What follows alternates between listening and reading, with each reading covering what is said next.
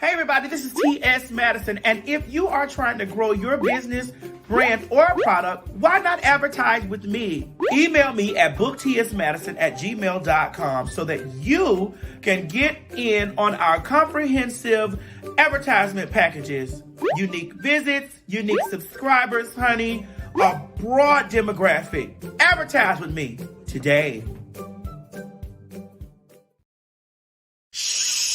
Quit talking and listen. Get over to my Patreon right now so that you can receive some exclusive content from the TS herself. Who you said?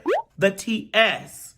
Patreon is filled with one-on-ones, exclusive content, behind the scenes. You can even chat with me in there. Me and you. It's just me and you. So get to www.patreon.com/TS Madison Hinton, and you'll be glad you did. I promise. You ain't gonna have no other choice but to see me because I'm in everything. There it is, you right ain't there. gonna have no other choice but to see me because I'm in everything and everywhere. Ooh. I'm in film, television, streaming, music, bitch, and pornography. Bye.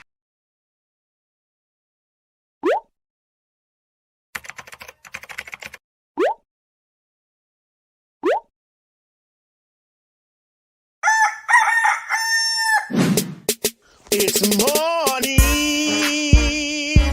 and we slept the night away. Shout out at the song I want to say. It's Maddie in the morning, Maddie in the morning, Maddie in the morning, Maddie in the morning, Maddie in the morning, Maddie in the morning. Whoa. Wait, honey, it's 9 o'clock somewhere. Get in here and watch the damn show.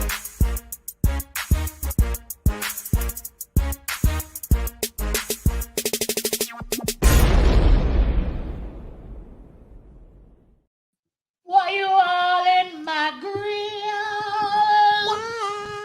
Why? Can you pay my bill? Can you pay my bill? Let me know if you will. Let me know, baby. A girl like me, I got to leave. Third time, look you back, let you back, hear my life. I was a fool.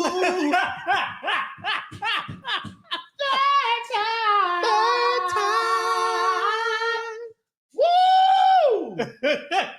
Man, sometimes the songs hit so home to you. You get what I'm saying? They just hit home. If you want me, Let me know. Give me money. Spend your dough. bitch. Girl, we in the middle of the week, girl. We is in the middle of the week mode. Here we are. Is it on, honey? Is it on? Is this bitch recording? Who are some YouTube land, Twitter land, Instagram land, Snapchat, Grindr, Scruff, BGC, Jack, Facebook, Periscope, and last but not least, every single one of my bitches. Caution, mingle, the land's all across the land. This is your girl T.S. Madison, and I'm coming to you loud, live, and always and forever in color from the Maddie and the whatever fucking time of day we want to come on this bitch in the morning show. Yes. Girl, I don't know if y'all was watching my Instagram live earlier, but bitch, you know, I always try to do the pre-show on the IG so that y'all can come on over because I know y'all, and I want y'all to make sure y'all follow me on my IG, share my IG, you know, get close to me on my, let's get closer. Ooh. Closer than close. Closer than close. Ow, closer more. Glory be to the ever-living God. So, it's been interesting this week. This has been a very, very, very interesting week. As you I can know. tell. Yes, it's been very interesting. It's been a lot of things going on with the colors. Even though I'm a part of the colors, I just, you know, make sure at times that I always, you know, make sure that I exalt thee. Exalt all the colors. You know what I'm saying? Because, you know, I exalt the colors and make sure that, you know, people don't like when you take the mirror and you turn around and make them look at themselves in their face. They don't like that. No. See, they don't like now. Here's where I get my the heaviest of my scrutiny. Okay? The heaviest of my scrutiny, I get it. When, just like with the Shanquella Robinson thing, when I said one of her own, right? Just like when I say the colors, or did I say us and then them? Because what y'all don't like is that I meet you motherfuckers where y'all be at. I meet y'all where y'all be at. Y'all tell me that I ain't no woman. I'm a man, and you know y'all do this. This is on a daily basis, right? Daily. You point out to me these things. So when I step outside that and I concede, I say, okay, well then y'all. Oh, bitch. Oh no, you didn't. Oh no, you did. So I'm like, well, what is it? Do you want me to be am I a woman today? Am I the cunt today? Huh? Am I a cunt today? Okay. So then when I start saying, well, y'all blacks be, you not, see, that's the problem. I'm like, but wait. Don't y'all tell me that I ain't colored? Because I'm a fag? So don't. They say my screen black. Really? Hold on, let me go. I'm gonna check. You can keep talking. Let me go check. I don't think is my screen black. I mean, I think. They say they can see me. Oh, okay. They say they can see me. They say they see me. All right. Okay. All right. Well, we ain't going nowhere. So when I say this type of stuff, well, when I say this, people don't like that. They don't like when I turn the looking glass back at them. Because what I do is it's always an experiment for me. Right. Always, Mo. You know, I tell you this stuff all the time. I say, watch. Now, watch when I say this. They're going to, well, what you mean? Ain't you supposed to be? I'm like, wait. But I've been, see.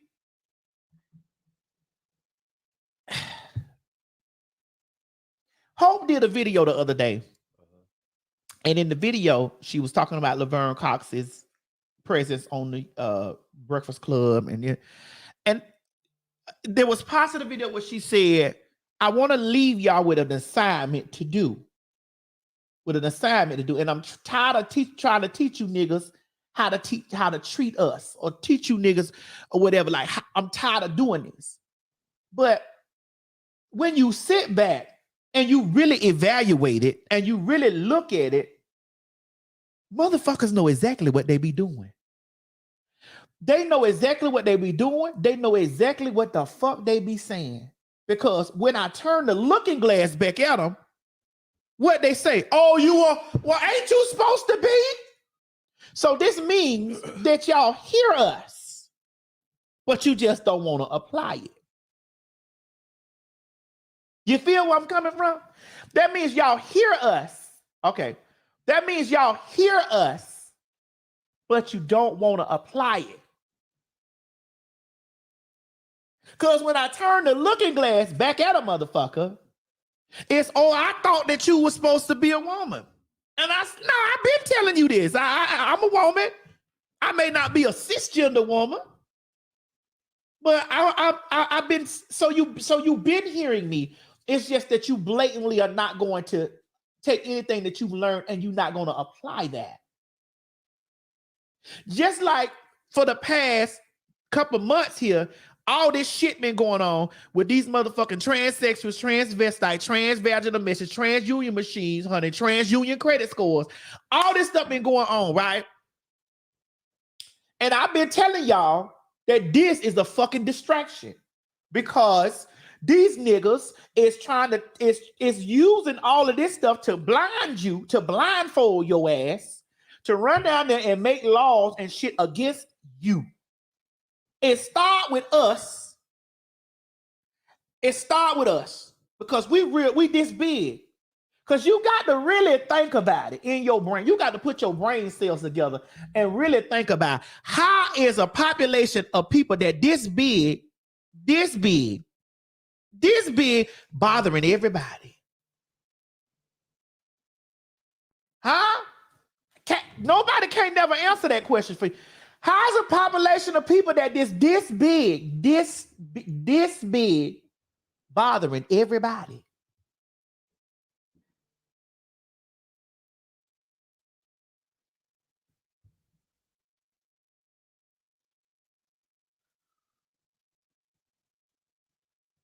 So you don't be really looking at it with your eyes. You be looking at it with your anger. You don't be looking at it with your eyes. You don't like a motherfucker. And that's all right. I don't need you to, I don't give a fuck about you liking me. I don't care about that shit. I'm 45 years old. I'm only worried about if I'm getting in the gates. That's all I'm worried about. You niggas don't do a fucking thing for me that don't like me. I'm only worried about getting in the gates. That's it. I'm 45. The gates ain't but dust that far. So I'm only worried about that. But while I'm here, I'm going to put shit in your motherfucking face, whether you like me or you don't. So the first thing I really want to talk about is this Jim Crow shit down there in Mississippi. I want to talk about that first. That's the first thing I want to talk about, because yesterday, but you know, and what I saw yesterday, I didn't see a lot of people. Some people challenged me under my comment, but usually I get them hoes flooded. But after I made my rebuttals of, because so many people that was trying to challenge me under my comments, because I put laughing faces. And I say, see, this what I've been trying to tell you niggas. That this shit is, this shit is happening. And Mississippi, we don't expect much from Mississippi except them doing some nigga shit. Some nigga racist shit. We don't expect. But this shit is going on in Tennessee. The no drag queen shit. You got to look at how this stuff is going. Use your eyes, niggas. You using your hate in your heart. Use your eyes, niggas. It started with this no drag. This shit started in Florida with DeSantis. Even though all this stuff been going on, because it ain't never quit, but it's real glorified and it's really popularized and shit right now. That no gay shit, don't say gay bill started in Florida with DeSantis. Now you see Arkansas, Mississippi, with the segregation, the Jim Crow coming back, right? But it started. It was a whole lot of hoopla around the fags and stuff, the gays and all that. Whole lot of that stuff going on. Because it seemed like something every day, every single day was going on about the gays. Every day. And all I see, because I read the comments. Bitch, I'm not above that. All I see is majority of the colors just really with the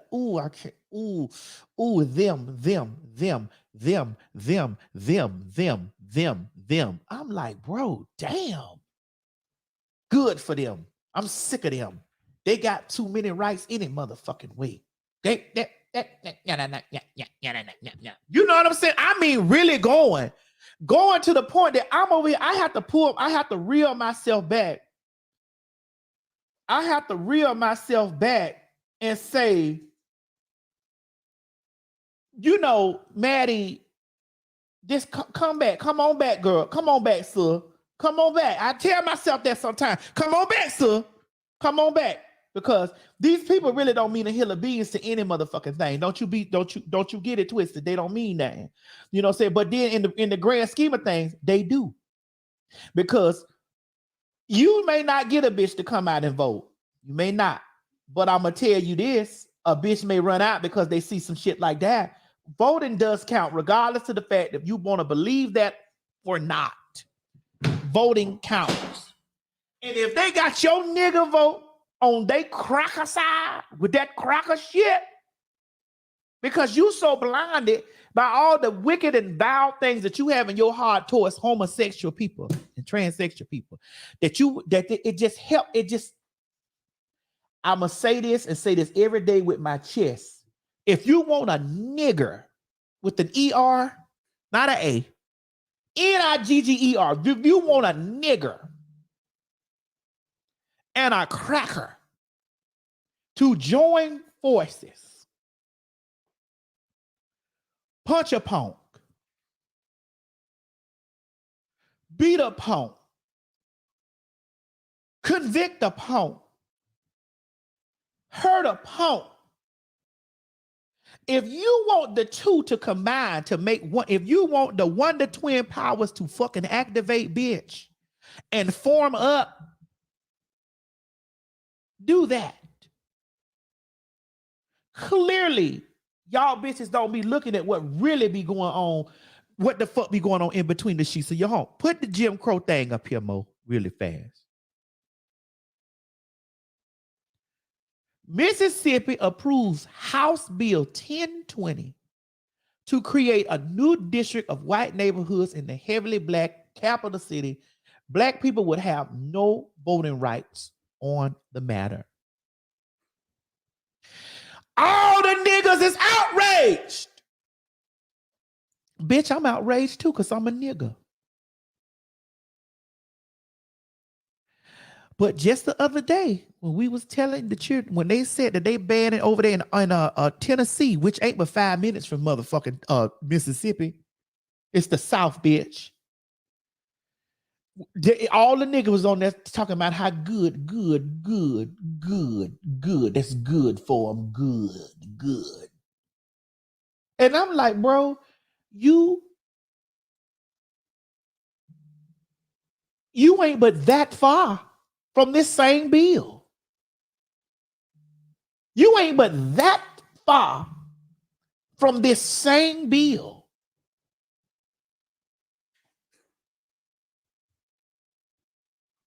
Because even the book say, what you do to the least of us, hey, Yabashata. What you do to the least of them.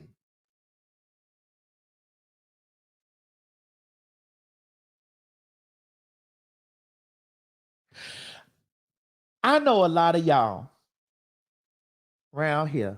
It's called, wait a minute, what's the word? Intersectionality, right? I'm learning. I be learning this shit. You know, I try to learn without cussing. But God damn it, it's called intersectionality. Intersection. Like, you know how the intersection and spaghetti junction, we over here to let how all that shit reach around. It all connects and it go to motherfucking together. Because the ultimate goal is to reach the destination of them and us. And it don't matter if us is this or this. See, with the colored folks, it matters if you this. Because if you this, they ain't helping you. Oh, I ain't got nothing to do with that. Oh, it ain't good for y'all. Sick of you punks any motherfucking way.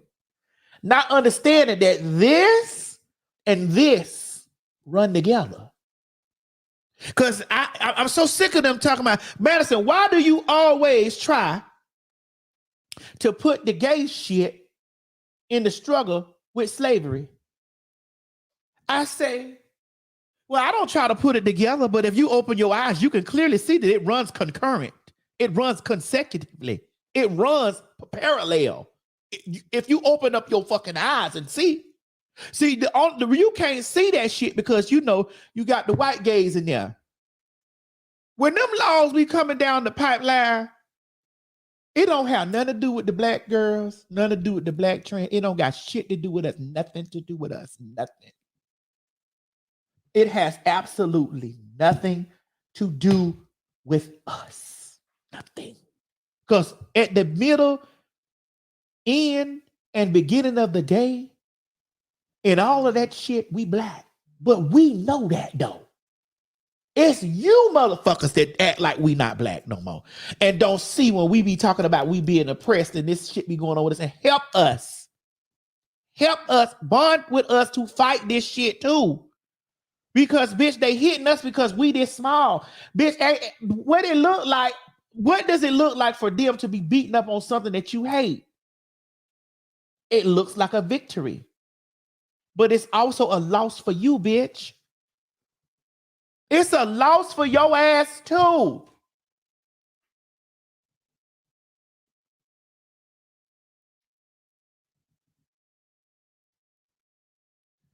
And it hurts me and it saddens me that, and it almost got me to a bitter place. I'm not even gonna tell y'all no fucking lie.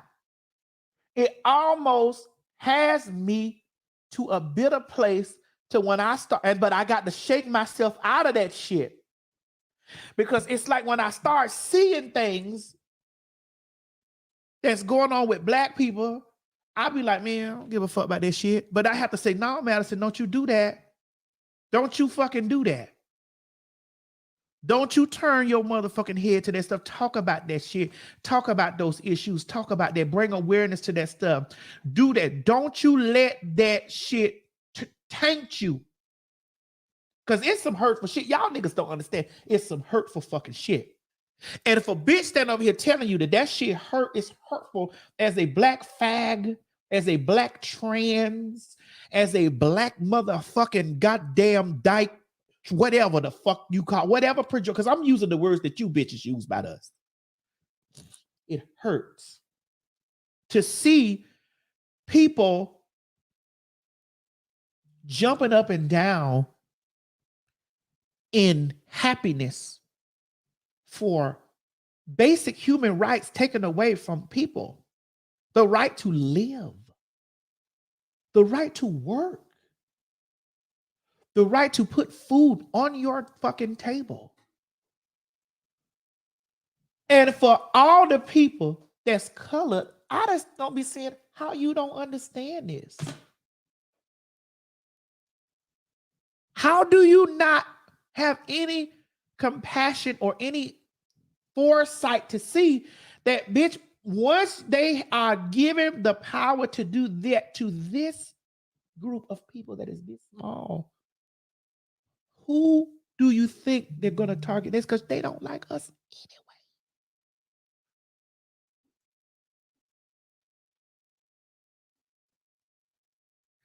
anyway. Shanetta, go up to Shanetta. We need to talk to Shanetta. Shanetta says, I'm going to fight for my blackness first. That fight is ongoing. Can't focus on both. We black first. We never said we wasn't black.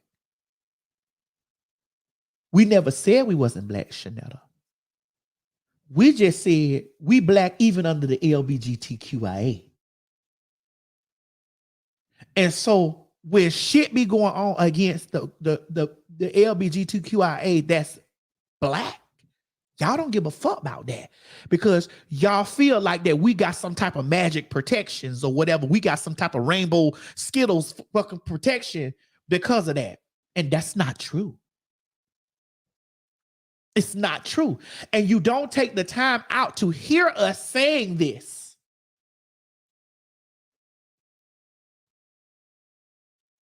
Y'all don't take the time to hear, oh, I'm not thinking about none of that stuff that this got something to do with banning y'all and doing. That don't got nothing to do with me. I'm fighting for my black first. Ma'am, that is your black. That is your black too, ma'am. Fuck being first. That is your black too. That's TOO, meaning also. That is your black too. And this is the problem that we having with most colored people. They're not understanding that that is your black too.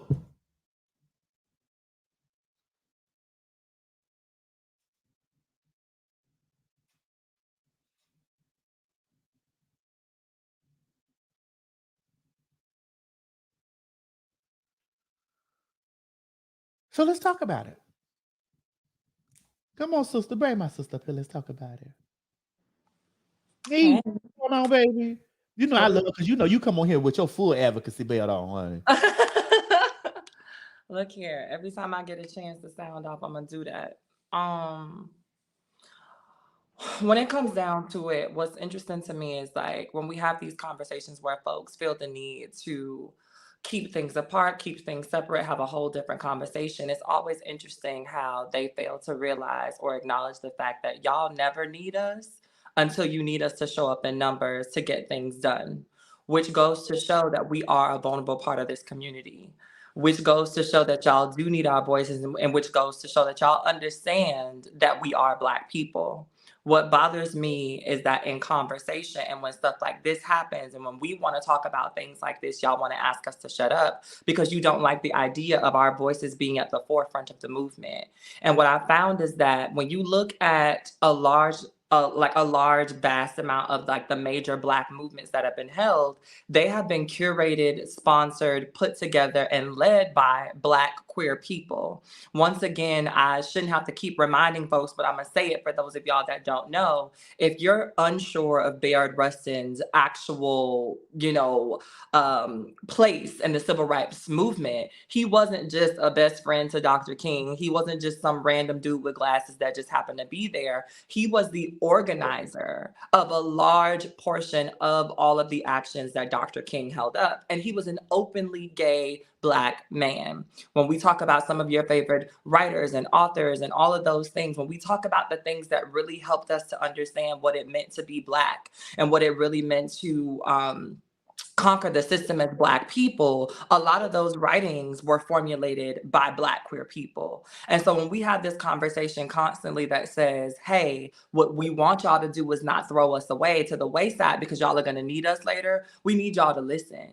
And stuff like this is real interesting, Madison, because I feel like while we also want to talk to Black people about how they're fucking us over with this rhetoric and all of this other stuff that they have going on, what I also want to be mindful about is the fact that when it comes down to it, if Madison said nothing, if I said nothing, if all of your favorite queer people that y'all can't stand and can't wait to hate on said nothing, y'all would still turn around and say, we need to say more, that we need to do something, and that we shouldn't forget that we're Black. So which one is it? When do we get to just be Black and show up to the cookout with the thing that we said that we were going to bring? And when do y'all want us to be non-existent and go sit in the room like children because y'all would rather not hear what we have to say? Because I feel like that's what the real conversation is now. The real conversation is, when are we allowed to say something? When do y'all want us to speak? And when do y'all want us to be quiet for the sake of y'all being able to say that somebody straight did this, somebody heterosexual did this? Well, when I look at the whole situation, sometimes I feel like I'm like, Master, you talking to you blue in the face. But then I also see, like, when stuff like that happens, people tag me up and say, Master, you was just talking about this. And I say, you gotta keep going. Even when it don't look like that, you just gotta keep going. You gotta keep talking about it. You gotta keep. And here's the thing for me, like, I'm not the girl that's on the front line. I'm not a girl that's on the front line. I'm not a girl that's on. Every time I get an opportunity to occupy a space, like, I'm going to talk about shit that's going on in the community and stuff like that. But my job is not, I'm not a job advocate or activist. My job is, I'm an entertainer. However, because, I'll be seen in the public, that just fell on my plate that fell on my plate. And so I pick up the torch with it at times, because there's a lot of shit so a lot of things that I don't want to really get deep into with stuff, because I'm like, girl, I know that I'm very deeply passionate about it. Right. And I'm like, fuck it. Because I know I'm going to say some shit that's going to go left. You say we about to be the next North Korea government. Okay. It's one thing that I really wanted to talk with you about, Hope, that I saw yesterday that really grinded my gears, that I really feel some kind of way about this. Okay. Mo, put that shit up there about that lady, the teacher. This.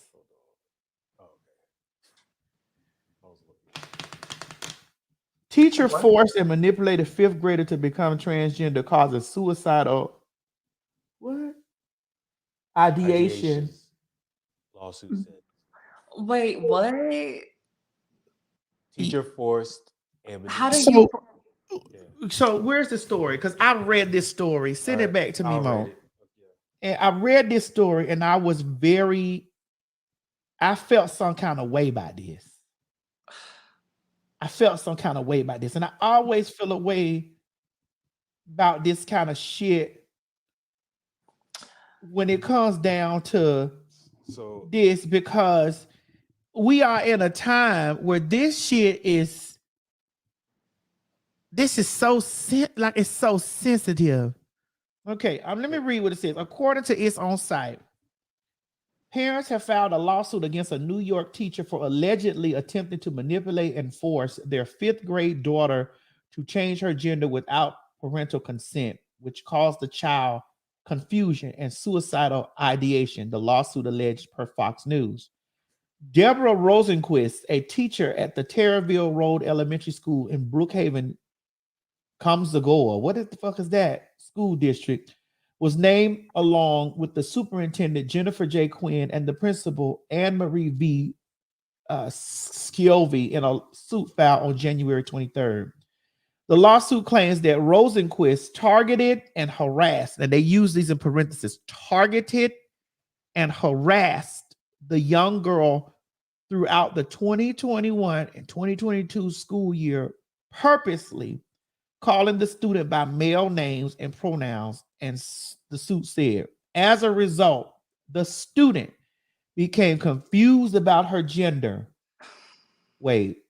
Despite knowing about Rosenquist's conduct, it took the district superintendent Quinn and principal Sciovi months to inform her parents about it, the lawsuit said. The lawsuit also alleged that Rosenquist pursued her own agenda outside the curriculum, which included persuading her fifth grade students to try being gay or being another gender, even when they were not.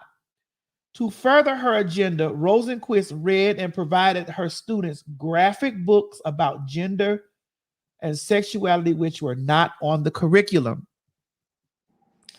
The fifth grade girl, who was born a female and identifies as female, became so distressed by Rosenquist referring to her as a male that she drew a picture of a girl and referenced suicide. According to the lawsuit, in January 2022, the parents were notified that their daughter drew a picture of the girl with the words, "I want to kill myself and I feel sad like a lot." The superintendent told the outlet that they are conducting a thorough investigation and consultation with our attorney. Action is being taken in accordance with applicable laws and collective bargaining agreements.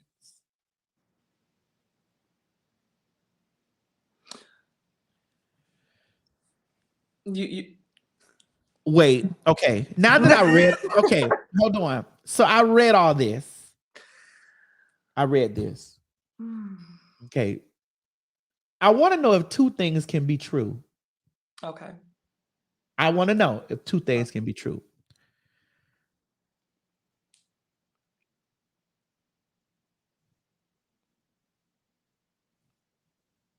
Okay.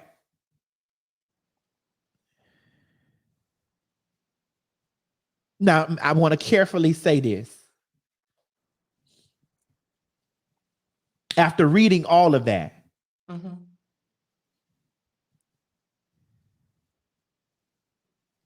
this sounds really fabricated a bit. So I want to, this is what I'm saying. I want to know if two things can be true. This because the way that it was worded, targeted, harassed. Because you got to read with the open, knowledgeable mind on what's going on.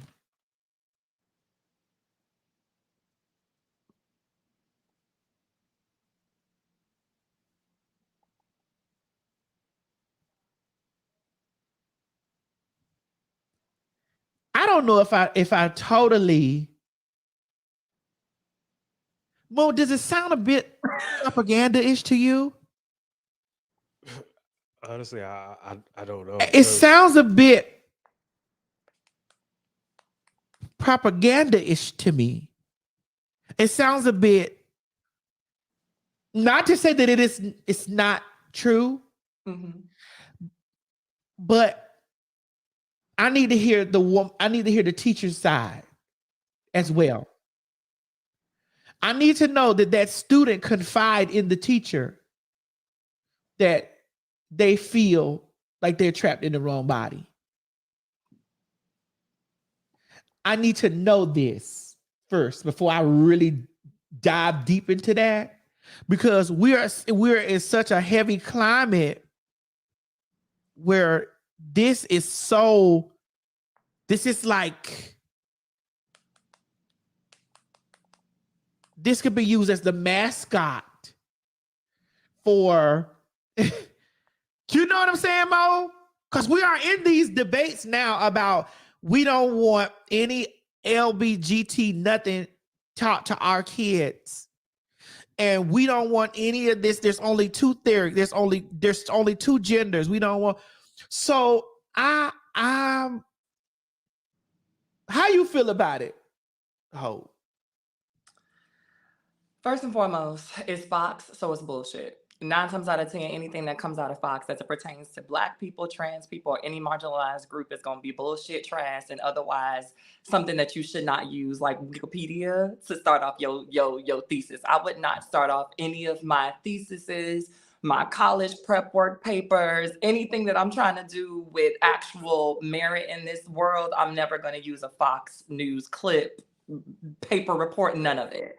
That's number one. Number two, I feel like what you said is actually true. I think that there are two sides to this coin, and I think that if we look underneath the hood, all of the shit makes sense, right? So if I pull up the hood, what happened here was you had a child, right? And these are just my conspiracy theories, right, y'all? So just lean into it with me, but don't follow me too heavy, because these are just Hope's thoughts. This is not the truth, right? This is the truth as according to Hope.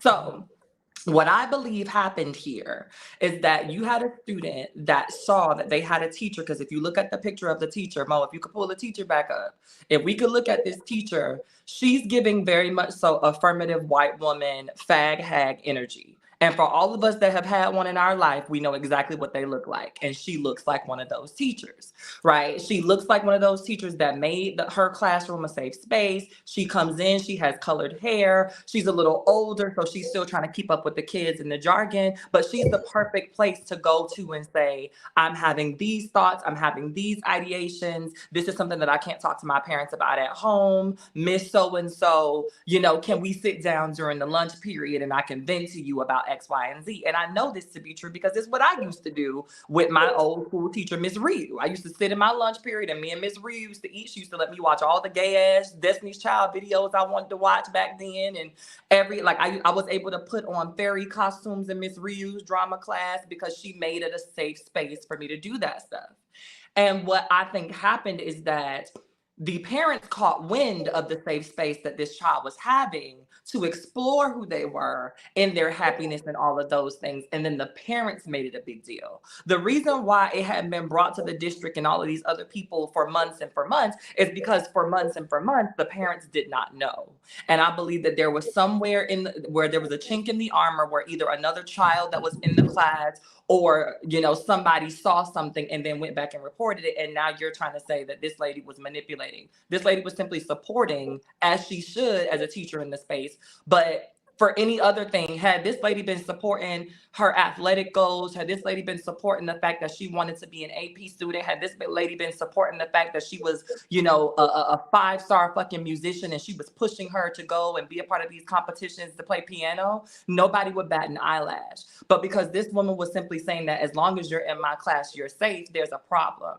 And now they're spinning it and they're turning it into this whole, manipulated and said X, Y, and Z, and there's an agenda for this and there's an agenda for that. What it seems to me is that y'all don't like the idea that y'all can't keep eyes on a person who is going to make your child feel comfortable, where you've spent time and time and time and all these efforts trying to make your child feel bad. And that suicide note was probably after experiencing something with her parents or his parents. I'm sorry, let me respect what he would like to be called. But do we know that though, Hope? We don't know that, but we haven't heard from the child. Has the child spoken? No. But they're not going basically to everybody's speaking except the child. Basically, everybody's speaking except the child and the teacher in question. But my thing is, let's not play dumb. We can piece together all of these other things when children are involved with situations like this. But for some reason, when children tell us who they are sexually and romantically, we want to ask 11 million questions about these things if they're not heteronormative. When little JJ come home and say, Mama, I got a girlfriend and I want to buy her something for Valentine's Day, everybody laughs and giggles and hops on the phone and everybody's calling auntie and best friend like, oh, girl, he got a little girlfriend in class. I'm going to take her to Victoria's Secret. But if little JJ comes home and says, Mom, there's this boy that I like, I want to buy him something. Now everybody calling Jesus. We got to take him to church. You haven't been doing enough Sunday school. And nobody's talking to the child about how he truly feels. Nobody sits JJ down and says, hey, Even though you're only 7, and I know that this crush ain't gonna last, let me tell you about what happens when you touch little girls in certain places. But if a boy even hugs a little boy for too long, you got to sit him down and have an hour conversation about why it's not okay to show affection to another young boy, even though your son isn't even displaying characteristics of being homosexual. So we got to be honest about this. What I feel like, to me, right? To me, and my little opinion may not mean much, but I feel like it's an open and closed case. This lady provided a space that was way safer than the one that the young girl had, that the young man had at home.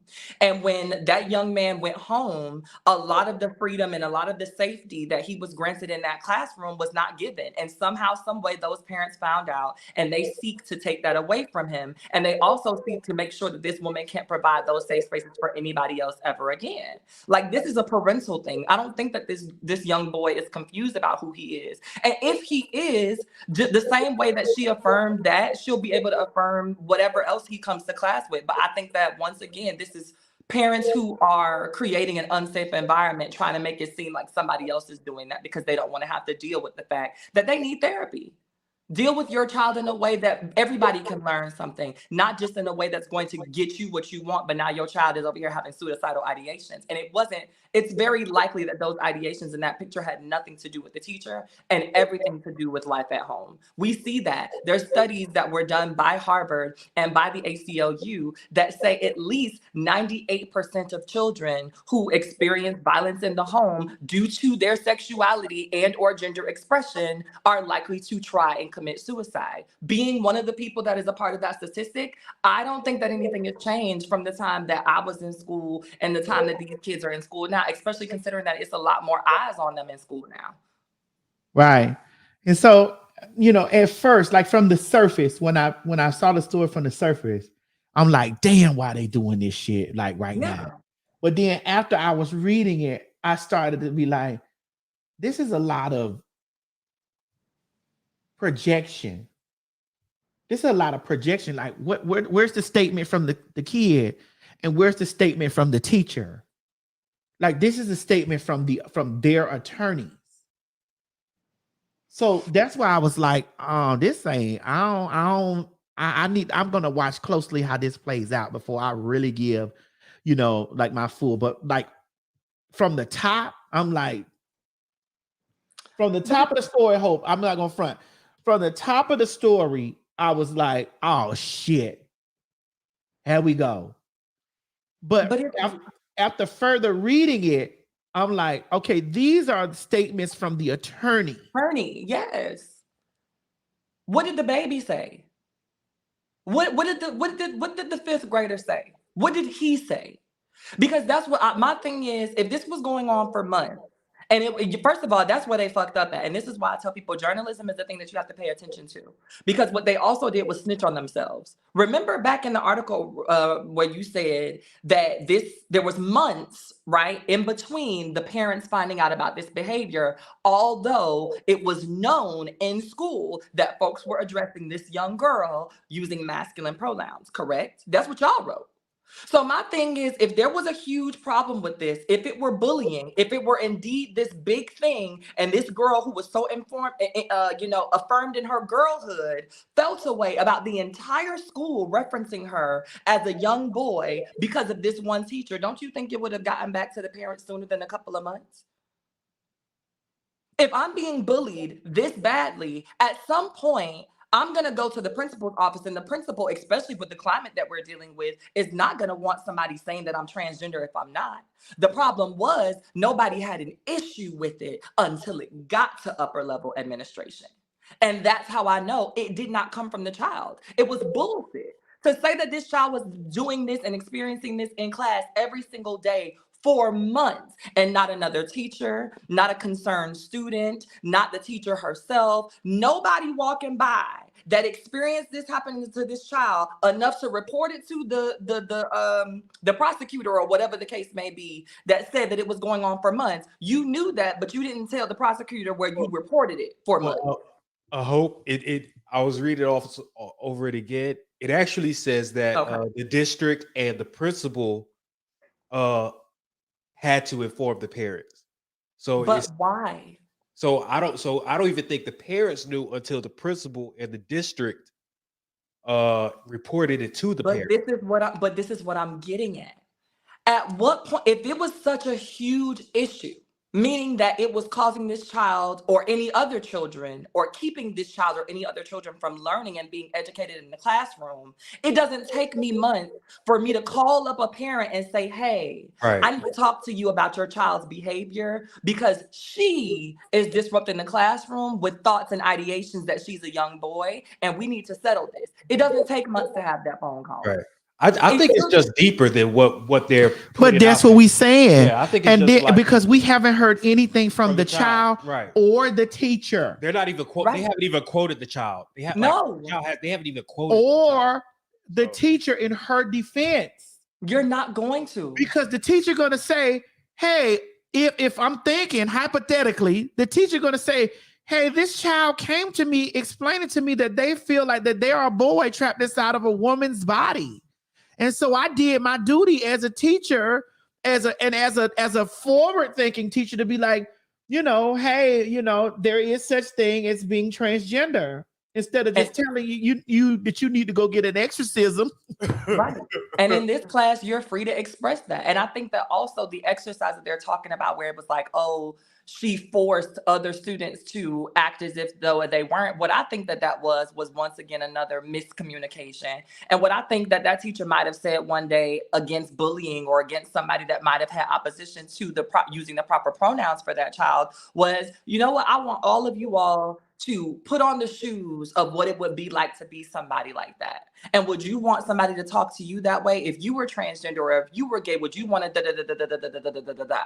And I think that those things were expressed to the prosecution, and then the prosecution and Fox and everybody else took that shit and flipped it because they need to be able to make us look worse than we are. That's exactly what they do with these drag bans and with all of this other stuff. Like, they do all of this stuff because they need to make the situation look worse than it is. They sensationalize it. It has to be sensational. It has to be something that's going to get people upset. Like, my fiance's siblings can't stand me. His mother was diagnosed with breast cancer. And on one of my podcasts, I was saying, like, you cannot just nuke women down to being body parts, because when we talk about that, there are women who have breast cancer who no longer have breasts. Are they no longer women, right? But when they took that information back to my mother-in-law, they didn't tell my mother-in-law the entire story.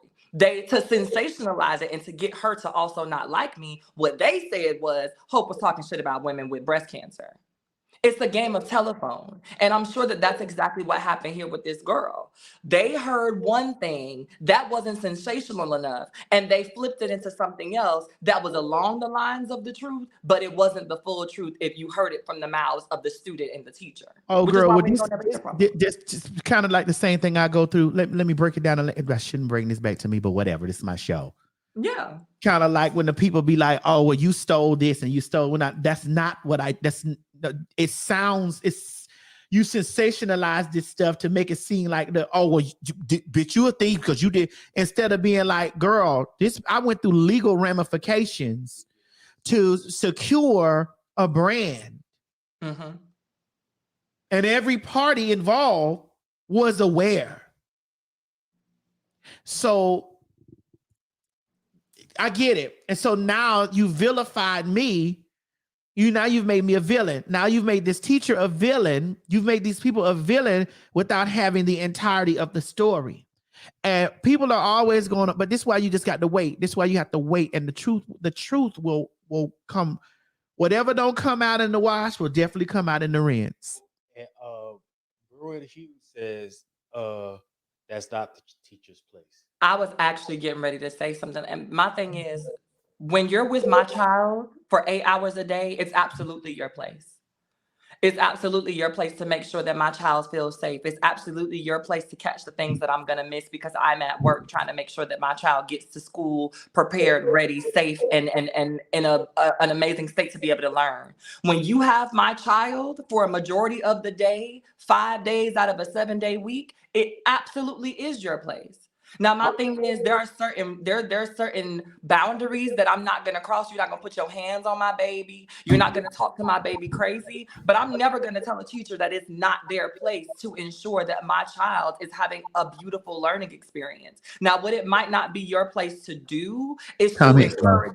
encourage something that you haven't talked to me about, right? And so maybe what I will hold that teacher accountable for is before you started to get into the space of agreeing with the pronouns that he asked you to go by and agreeing with a different name that he asked you to go by, that you at least run it by me. Talk to me, yeah. That's where I'll say the teacher really did mess up. If the teacher did not inform the parents about the situation that's going on with their child inside the classroom, that's completely wrong. Right. I feel like that's the only fault that the teacher made here is that whatever they were doing, I guess that maybe they had experience with these parents before. Maybe they knew what the outcome was going to be, and so they kept it from them. But that doesn't make it right. Okay, and I feel like if that's what we're going to do, then I definitely agree with that. It's not your place to just inundate or start this new life, right? That I know nothing about. Right. But also, like, sometimes save it. Like, and I say this coming from a personal place, y'all, because I remember going to school and that was my only getaway. I wasn't the kid that was happy when we had hurricanes. Like in Miami, you have a hurricane hard enough, bitch, and school is canceled. Bitch. So, you know, like I used to hate hurricane days. Other kids would be all excited. I hated it because that was another day that I had to sit at home and be a lesser version of myself. When I was at home, I couldn't be me and just like feel like myself. So when I went to school and when I legitimately was able to have my safe space, I reveled in that shit. And I can't tell you how many times a teacher who thought that they were doing me a favor got my ass whooped. I can't tell you how many times a teacher who felt like they were doing the right Black thing got me fucked up by my mom. Like I remember performing for a talent show, and for the talent show, like it was like a Christmas show theme. We would do like this huge Christmas show at my high school. And one year, like the theme was like we were all toys in the Grinch's bag or some shit like that. And my act went up and we were Barbie dolls. And my costume was like this cute little like shirt, long sleeve shirt with like a tutu and some leggings.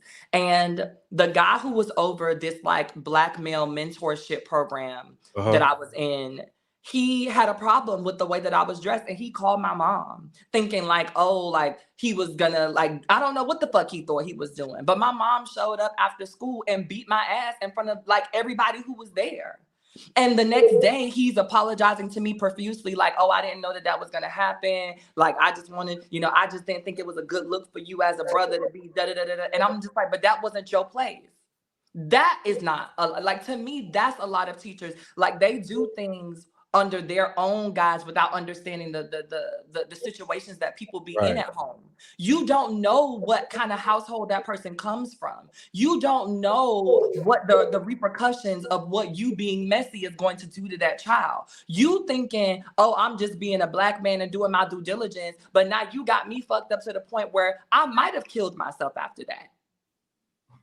I might have felt some type of way about that embarrassment that I was just put through because of something as simple as a performance in a space that I thought I had safety in, and you just ruined it for me. Now I got to come to school and do the same thing I do at home. Like, kids should be able to come to school to a degree and be able to experiment with who they are, because that's when you figure this shit out. You figure out if you're a goth kid, or if you're an athlete, or if you're a cheerleader, or if you're one of the theater geeks. Like, you figure that shit out at school. And you do that by being able to let your hair down in this place, let your hair down in that place, make a mistake over here. And the assumption for most parents is that these teachers, these qualified motherfucking professionals, are going to keep you in line when I can. So while I understand where most parents are coming from when it's just like, oh, you know, this is not their place. But if it's not their place to do this, then it's not their place when your child comes into school with bruises and all that stuff on their arms to say nothing. It's not their place to do nothing but teach your child. And we know that that's not true. So we have to stop picking and choosing when you want it to be somebody's place. Because if you want that teacher to report that they feel like it's something going on with your daughter because she goes to the locker room and every time she comes back, she's crying and the football players are laughing, then you need to make sure that you extend that same grace for other situations that are pertinent, and mind your business in other situations that aren't. Like, I feel like We can get so much further with kids in school if we talk to them instead of running to the parents that might be causing or might be the cause of the abuse in the first place. Yeah, no, I think kids should be able to talk to their teachers about stuff, and then you know, depending on how the conversation that they do have with the teachers, I think it's the well, you usually the right of the teacher to go to the parent. Well, also in the climate that we're in right now, it's a witch hunt. Like, no shade, it's a witch hunt. There's a whole bill in Florida about don't say gay, right? And all of this wraps into that. Am I right? Because I may not be fully, you know, versed. Well, I am fully versed, but I might not be fully. But all of it all ties in together because all of this started with Don't Say Gay. And what's so funny is that I know that there are so many people in Florida that don't even know what the fuck that shit means. Like, my mama called me and was like, what does this mean? Because break it down for me, because I'm really kind of like lost on it too. I'm not lost, but I don't know the whole dynamics of it. Like, if a person put me on the spot about it, I'll be like, bitch, it's some fucked up shit. So if I had to like break it down in the most lamest of terms, like the way that I explained it to my mom is that it's not just about being able to say the word gay. Like, it's not literally just about that word. It's about the encouragement or the thoughts of encouragement towards anything that is queer in the school setting. So for instance, we can't be having that. So basically what this was. This conversation is illegal in Florida. That's why right. Okay, so that's why they got a lawsuit going on against the teacher or whatever. And this is why, okay, all right. So this basically falls under the Don't Say Gay bill that's in Florida. All Teachers right. are not allowed. All right. Okay. All right. So here's probably another reason why the teacher didn't inform the parent, was out of fear as well. Like, you know what I'm saying? And possibly because the child wanted to confide into the parent. Listen, I don't think that people really understand the severity or the deepness that when we tell our stories about how we grew up or how things affected us as kids growing up, you know, they automatically invalidate our stories, and they automatically, like Laverne says, they dehumanize us from the top. And people don't know, if you're in a home, which was not my home that I was in, but just saying, there are people that if you're in a home where you can't expressively be who you are, or you can't, because every from every corner you turn, you hearing fuck a fag, kill a fag, death to a fag, and you're over here and this is all you hear around you, like all around you. You're not in a safe space to even express that, hey, this is how I'm feeling on the inside. I'm having these thoughts, or I'm having these feelings, like I don't know why I'm different. I'm not the same. I am not my brother. I am not my cousin. I am not the same. I don't know why I am so feminine, or I'm so masculine. I don't know why this is, but this is me. This is who I am. And I can't tell anybody because this is going on it's going on around me. You taking me from the home to the church. I don't even have a safe place at church. That's if I'm invited in the church. Because so you tell people this. And so I want to bring this all the way back around to the Wade situation, who I applaud. I'll stand on every place and applaud. With the Wade situation, Zaya was in a safe place to say, hey, I feel I'm different. And her father accepted her saying she felt different, because at first she didn't know what to call it. You don't know what to call it because you're not surrounded by other people that are like, you don't know what to call it. You don't know. This is why I always talk about how representation is important to be able to see. No, not because I saw RuPaul on TV, I wanted to be a drag queen. It was, oh, okay, this is what you call it. Like, okay. Because you don't know what the fuck you going through. You don't know what is in. If you ain't in them shoes, you just on the outside talking. Mm-hmm. You're just talking on the outside. You don't know what the fuck you're talking about. And so you don't have an outlet. You don't know, like people ask me, Madison, you know, why do you fight for gay men and stuff like that instead of just strictly all trans? I'm like, well, I ain't know what none of this shit was when I'm 45 years old. All I knew was two things. You was a faggot or you was a fucking dyke. I ain't know any other shit in between. It didn't exist. Queer didn't exist. Non-binary didn't exist. I mean, it existed, but we didn't know. We didn't know what the fuck what it was. So, of course, I identified as a gay man at first because, bitch, that's what the fuck. I ain't have nothing else to understand. I didn't know. So then you go through progressively and you start learning things and you're like, oh, and then you start seeing things. Nobody influenced me on television to be a fag. Nobody did. It's just that when I saw another fag on television, I was like, oh my God. Okay. All right. So what is this? Okay. Right. So what because and then you start getting into understanding like, okay, well, am I queer? Because I know I'm like you. Whatever you are, I'm like that because, you know, I haven't seen anything else like me. I can't look to the left because my brother ain't like me. I can't look to the right. My uncle ain't like me. My dad ain't like me. My sister, they're not like me. But this is right here. So what is this? Because I'm already this. I didn't just turn into this because I looked at somebody on fucking TV. I didn't just say like, RuPaul on TV. Why? I ain't do that. That didn't happen. I just saw something like, okay, this whatever space this is, and then you growing up and you like, well, whatever this is, and whatever space they occupy, I want to be in that space because, you know, it's comfortable. It seems like it's comfortable. It seems like it's fun, or whatever. Hold on, let me see what your fave says. Her father is also different inside.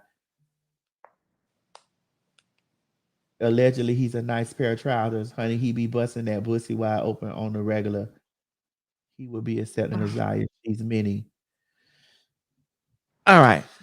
I want to talk about this. And I don't want to. I need to, because my mama been going there too. And I really want to talk about this. All right. Yeah. All right. Okay. Let's talk about it. Hypothetically, let's say if Dwayne Wade was a piece of trade. Hypothetically, let's just take that on. Let's just take that on. Let's just take that and let's unpackage that. Hypothetically, let's say if Dwayne Wade was a piece of trade, because we don't know. I'm not gonna say he ain't, and I'm not gonna say he is, but if let's just toy with the notion of if. You see why he would have to be closeted? Growing up in a time where he couldn't say anything about it. You see why he would have to follow the norms of society, because when he came out the pussy, he was told that he had to marry a woman and he had to have kids and he had to finish college and he had to. Could you not see that a roadmap is given to people once they come out? You don't have any right to make any decisions of your own or follow anything that you feel it on the inside or follow what you feel is different from the norm. Okay. So why would he not, if that is a part of whatever y'all saying, why would he not award his daughter the opportunity to live a free life? To live a free, unproblematic, with the freedoms to be like, I'm not gonna let my child go through what I went through. But let me do you one better. As opposed to what? Y'all would rather him do what? Because right now he's being supportive. He's loving her. He's making sure she's taken care of. She ain't never wanting for nothing. Every time you see the little girl in the picture, she's smiling, she happy, she get into a bag. So if she was not doing that, if they were not doing that, what would y'all rather them be doing? Because they could be on the internet like 50 Cent going at it with her. They could have just threw her out. They could have threw her back to her mama and been like, you deal with her. They could have done all of the fucked up problematic bullshit that we see cousins and uncles and everybody else. You got somebody in your family right now that you the only one talk to them because they queer, they gay, they trans, or whatever the case may be. So is that what you would rather have the Wades be doing? Would y'all rather that Dwayne be on a press conference about how he don't fuck with that shit to hold on to his masculinity and his reputation? Or would y'all rather him be the devoted father that's saying, I'm going to get through whatever the fuck this is with you? I'm not sending you back to your mama to let her deal with the issue, because at the end of the day, I asked for this. I asked for you to be in this space before you ever mentioned that you like the idea of being Zaya. I asked for this. So for me to be a deadbeat dad and throw you back to your mama because you're something that I don't agree with, y'all will be in the comments talking about that. If he was out here doing what 50 Cent was doing, y'all will be in the comments talking about that. Because the same people that's sitting up here with all of this smoke and all of these things will be the same people that will be on the internet talking about, oh, that ain't right. Like, that's your son. You shouldn't be doing that. But because he's not doing that, he everything but a child of God. He got to be gay. It's Gabrielle's fault. Oh, it's something going on in that house. It's something wrong. But if he had put him out, that would be normal. That would be normal for y'all. That would be the, okay, then we would be able to believe his masculinity. We wouldn't be questioning it. Gabrielle wouldn't be everything except her motherfucking name. Everybody would be copacetic if Dwayne would have just said, man, fuck that faggot. Then they put it on the thing. Well, Zaya is just 15 years old. Zaya, how old is Zaya now? How old is Zaya? 15. Zaya's 15. She's 15. Zaya is 15 and Zaya don't know nothing what's going on. At least wait till Zaya 18 years old. And I'm like, a lot of you bitches talking had y'all first baby at 13. But also, hold on. A lot of y'all started fucking at 12. Ooh. I don't know what to do with my A lot of y'all started fucking at 12 years old. Got your hymen busted open at 12. Got your first baby at 13 and been raising them since you was 13 years old. So, and you know, the family had to deal with that. So you knew exactly what you wanted when you was 12. You knew you wanted your legs behind your motherfucking neck, bitch, with a dick going to you. Or you as a man knew that you wanted to deep sea dive off into a piece of pussy when you was 11 years or 12 years old, because one, you were also groomed by the older men telling you, man, you telling, because listen, I don't want to give my experiences, but you were groomed to be looking at pussy at a certain age.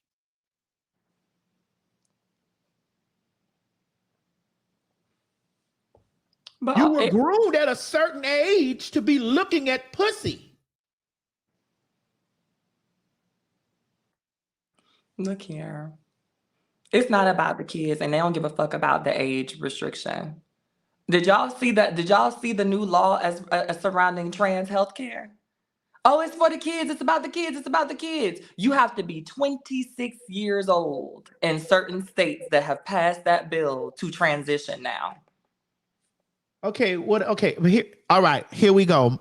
Hope this is what we need. This is the problem that we need. This is what needs to be addressed completely, for sure, for sure. Transition immediately goes to the genitals for straight people. Child. It don't start with the genitals, sweetheart. It starts with the affirming to yourself, like, okay, this is what I am. Here. And here. First. Ain't nobody said nowhere in the situation that girl was finna go down there and have her meats cut, is if she ain't never said, they ain't never told us, never came forward and said, who said it was dumbass Boosie. Man, don't get his dick cut off, man. And everybody just ran. Soon as you hear transition, y'all go straight for what's in between the legs. What you got?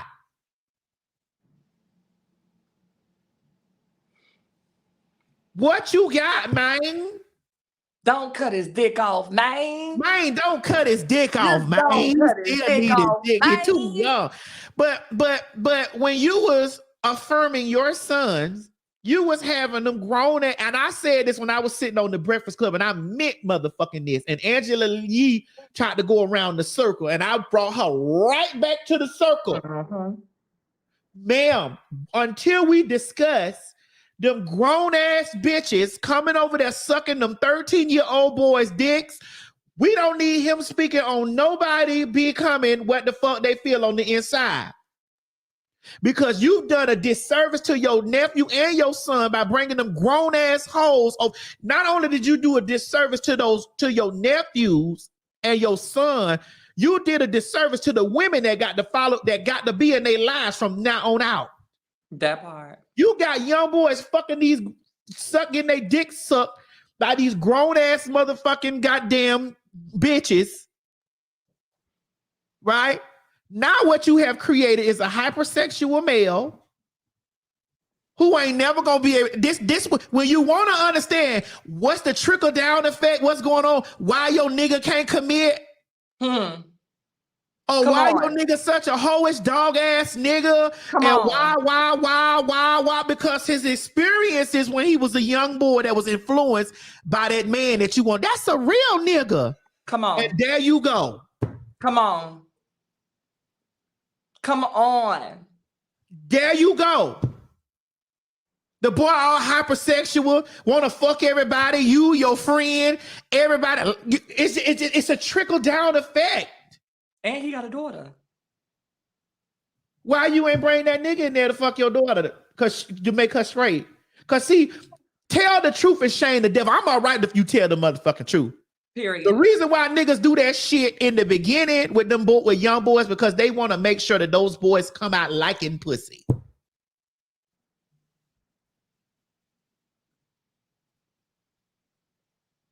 And his daughter is as gay as the day is long. But the women get over there and they support shit like this, right? They support, because I'd rather, and then you end up with dog ass niggas you complaining about. But you are right with this. It starts as a young boy. That's what you raised up. That's what you wanted. That little post that go viral every 6 or so months. Or would you prefer a son that's a thug or a savage or a gay one? And all of y'all be all here talking about, I want a savage. That's what you get. And the savage still end up under the umbrella. Be it by force or by choice, they still end up under there. So stop. But that's that shit that irks me too, because when we get into that conversation, Maddie, we always have to tiptoe around that part. And because I made a video like a week and a half ago where I said, it's about holding these niggas accountable. But whenever we try to hold women accountable, and specifically Black women accountable for their role in this, it's not to say that we are blaming Black cisgender women for the shit that people do. Not at all. But to say that y'all have no hand in it is bullshit. Because when we have these conversations, the conversation and the reasoning for why y'all won't date bisexual men, that plays a part into it. The way that y'all raise y'all little sons up, that plays a part into it. The way that y'all want to separate people from folks with differences, all of that shit plays a part into it. The things that you laugh at on the Instagram when you think your man not looking and listening, but he is, that plays a part into it. The jokes that you make about your gay friend when he leaves, but your son is still sitting there and he's listening to how you treating him, all of that shit plays a part into it. So don't think that, because cis women ain't out here killing y'all. Yeah, but you might as well be holding the gun and passing it off to the motherfuckers and writing our name on that bitch with a personal love note. Hey, here you go. I think that for me, when I look at the whole picture, I look at the picture and I look at it that everybody has a hand, plays a part into everything, even the girls. Indeed, indeed. Even the girls, because the girls get over there and we get with men and stuff like this, and after we use some of us, not all, but I'm not going to act like that we are also not a part of all the traumas that deals in, you know, this situation. We got the man by the balls. Oh, I'm gonna tell everybody you sucked my dick. I'm gonna tell everybody you was doing this to me. I'm gonna let we be a part of sensationalizing or outing or feeling like we need to shove them in the front line because, you know, we be a part of that too. So everybody has a hand that they play into the situation. I just, that's my personal feeling, that everybody has. I think the man has a hand that play in that shit. I think the women have a hand that they play in the shit, and I think the gays got a hand that they play in our own. It's just all of it works like that. So, you know, those are just my thoughts on it. No, I definitely agree. But I feel like everybody is willing to own their truth about those things outside of. I understand that as Black women, we're often asked to be everybody's fucking saving grace. But I also understand because like you said, even the girls, but when I say women, unless I'm talking specifically about something that doesn't have anything to do where all of us can relate, I'm talking about the whole of us. But to be specific, when I say this, trans girls were never excluded from that, but it's also because I want to normalize that conversation. If I'm not talking about sex, if I'm not talking about an OBGYN office, or if I'm not talking about anything where medically it's a need, I'm not going to separate us because I want to remind people that we are exactly who the fuck that we said that we are. I am a trans woman when it's your business and your need to know. If I'm not trying to fuck you, if you're not my doctor and you got a chart that you need to read for me, there's no need for you to all we're doing when we separate ourselves in regular everyday conversation is giving a person a license to decide whether or not they're going to respect us. And I'm no longer giving out licenses for you to decide how you going to treat me in conversation when if you didn't know this information, you would move accordingly. So continue to do so, because we're not talking about anything right now that I feel like I should have to separate myself from. So when I say that the girls play a part of it, I mean all of the women. I mean all Black women, because I've sat back on Twitter spaces and heard some of my trans girlfriends call the boys faggots and all this and that for being or for having a preference for women who haven't had bottom surgery just yet.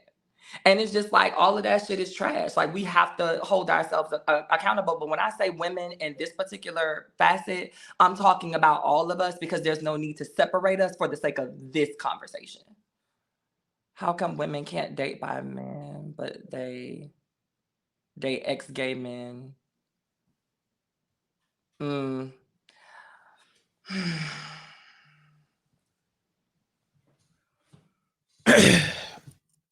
I'm gonna let you open that one up. I don't know what to say about that. I don't know what to say about that either. I don't know what to say about that. I'm not sure what to say about that.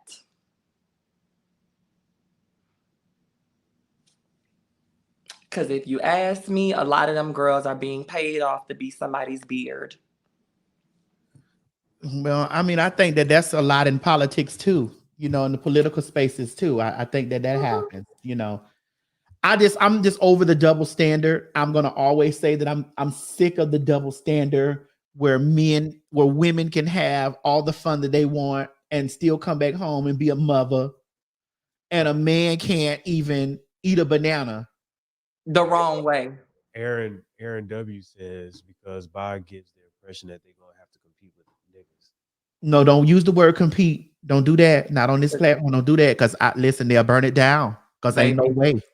Ain't no competition, bitch. Ain't no competition. You know they don't play competition. Y'all don't be listen over here. Don't write the word compete because you gonna start a war. Ain't no competition. No, I'm curious. What's wrong with that word though? I'm a real woman. I'm not competing with you. I can give birth to babies. I'm not competing with you. You are a man. You have a dick. You were born a man. You're going to always be a man. Your chromosomes say X and Y, bitch. I am not competing with you. Oh, okay. I get. Okay, I understand. I don't like those words. I don't like those words. I can't stand them when they using this over here on this. I be like, girl, and I really try to stay away from that type of stuff because it's that space is so sensitive. Okay, but then what word would you use then? I go away. I go away from it. Oh, you be like that Simpson meme when you hide in the bushes? I ain't hiding from a motherfucking thing, but I mean, in order for me not to go off, yes, I just go away. Okay. I just go away.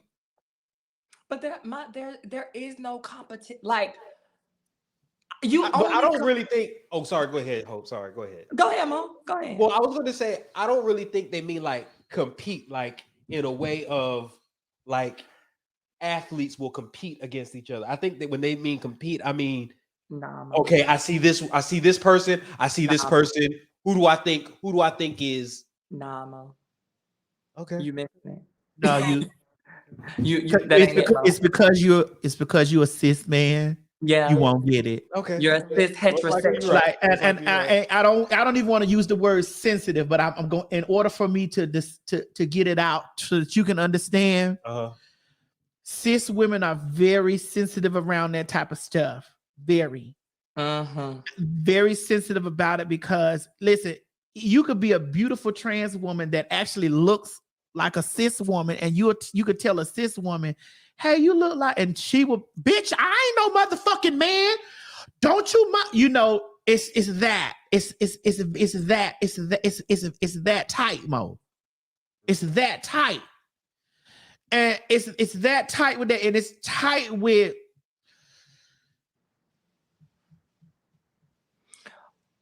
It's so tight with. Any man that wants y'all is a faggot. They could never want me. You know what I'm saying? And it's just like, ooh, man, ooh, you got the game messed up, but okay. You know, cause I'm real and only a man wants what's real. And I'm real, and there's no way that you could ever be in any space because I'm real, and it is impossible for you to be. So you have to. That's why I stay away from. I really, really, really try to stay all the way back from those. Even though I have very deep opinions, but I try to stay very back away from those conversations because you can't even say. And there's another word that you can't say, and that word is insecure. Who? Can't say that. Bitch, your whole platform would be canceled. Bitch, you can't say it because it's immediate back to, and I don't think that if people listen hard enough that we only regurgitate what's been poured down our throats. A bitch wrote in the comment section, "Oh, I still haven't forgiven you about that Shanquella Robinson." I said, I didn't say anything wrong. She was murdered by one of her own. I didn't say anything wrong. So how are you unforgiving to me because I said that she was murdered by one of her own? Because according to you and every other person that's anti me, I'm not a woman. I'm not a woman. So I just stood on that with you. I just stood on it with you. And so with me standing on this with you now, so all this time you have been listening to me, but you just ain't want to, you just don't want to accept it. Now you mad because I'm saying, okay, I got it. Okay. Oh, I got it. Because it's by my standards. Okay. You can't own it. Okay, go ahead. The only reason I was saying was because, you know, as a man, if I'm going to try to holler at a female, I know I have to compete with other niggas to get her attention, her affection, and everything. Mo, it's not about competing. No, Mo. I think you miss. You're really okay. So no, Mo. No. Okay. So explain to me what, because I guess what I'm trying to say is that I guess my thought process on how I look at somebody saying competing is completely different. That's all. And this, my thing ain't, the problem is, Mo, you're not wrong. In this situation, in this specific topic, you're off the mark. Okay. But I don't, it's not about you being just dead ass wrong, but there's so much nuance that goes into the compete word. And I want to say a large part of this is you can't compete where you cannot compare. So how dare you say that I am envious, that I am competing, that I am anything other than living in my feminine energy when, bitch, you're a man. And so I got you. When they think about competition, it's you don't even have room to get to the parts that I might really be upset about, because before we get into the real conversation, you're a man, so I don't owe you an explanation. Okay, I got you. Okay, I got you. Right. It's more. It's not. It's more of the. It has more to do with the perception of how people also view you. Also. Well, you a man. Basically. And ain't no way way as me a female gonna be motherfucking compete with a man, because the bitch, anything that a man want is a faggot. Exactly. Okay, I got you. So that's what it is. It's because they don't. Those type of women don't accept us as even though I know I'm not a female. I know this. I put my hand to the sky. Mm-hmm. I stand on the ground. I say this to everybody. Hey, I am not a female. I am not a female. Again, I am not a female.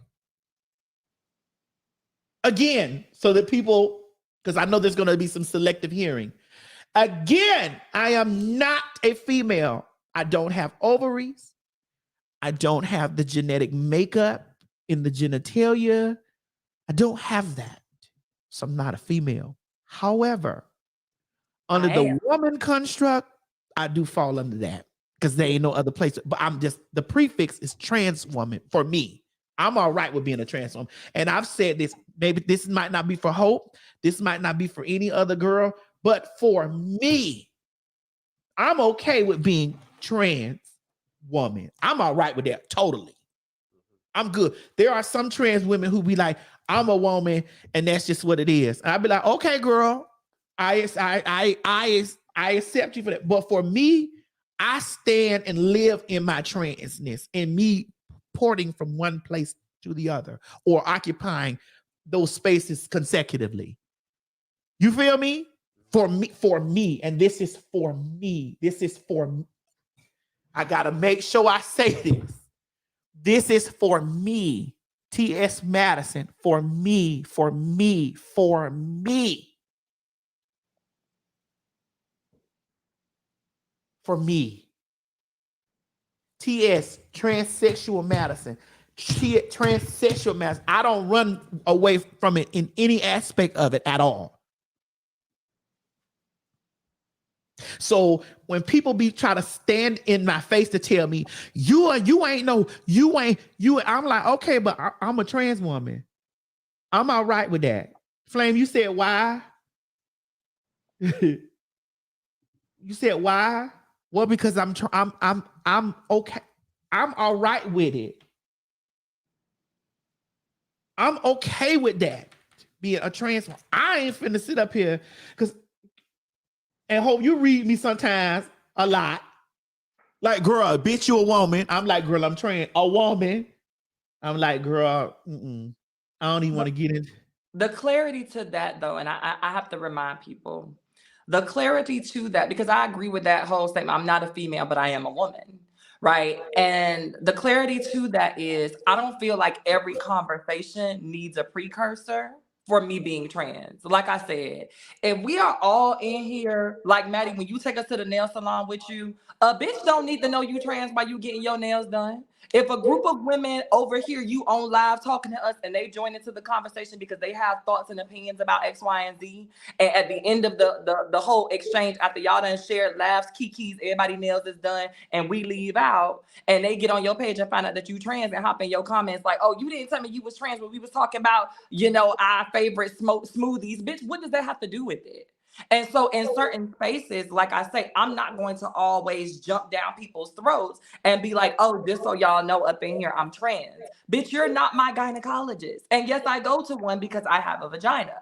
But you're not my gynecologist. You're not my primary care physician. You're not somebody that I'm trying to have sex with, obviously. Like, you're not any of those things. So me being trans does what for this conversation?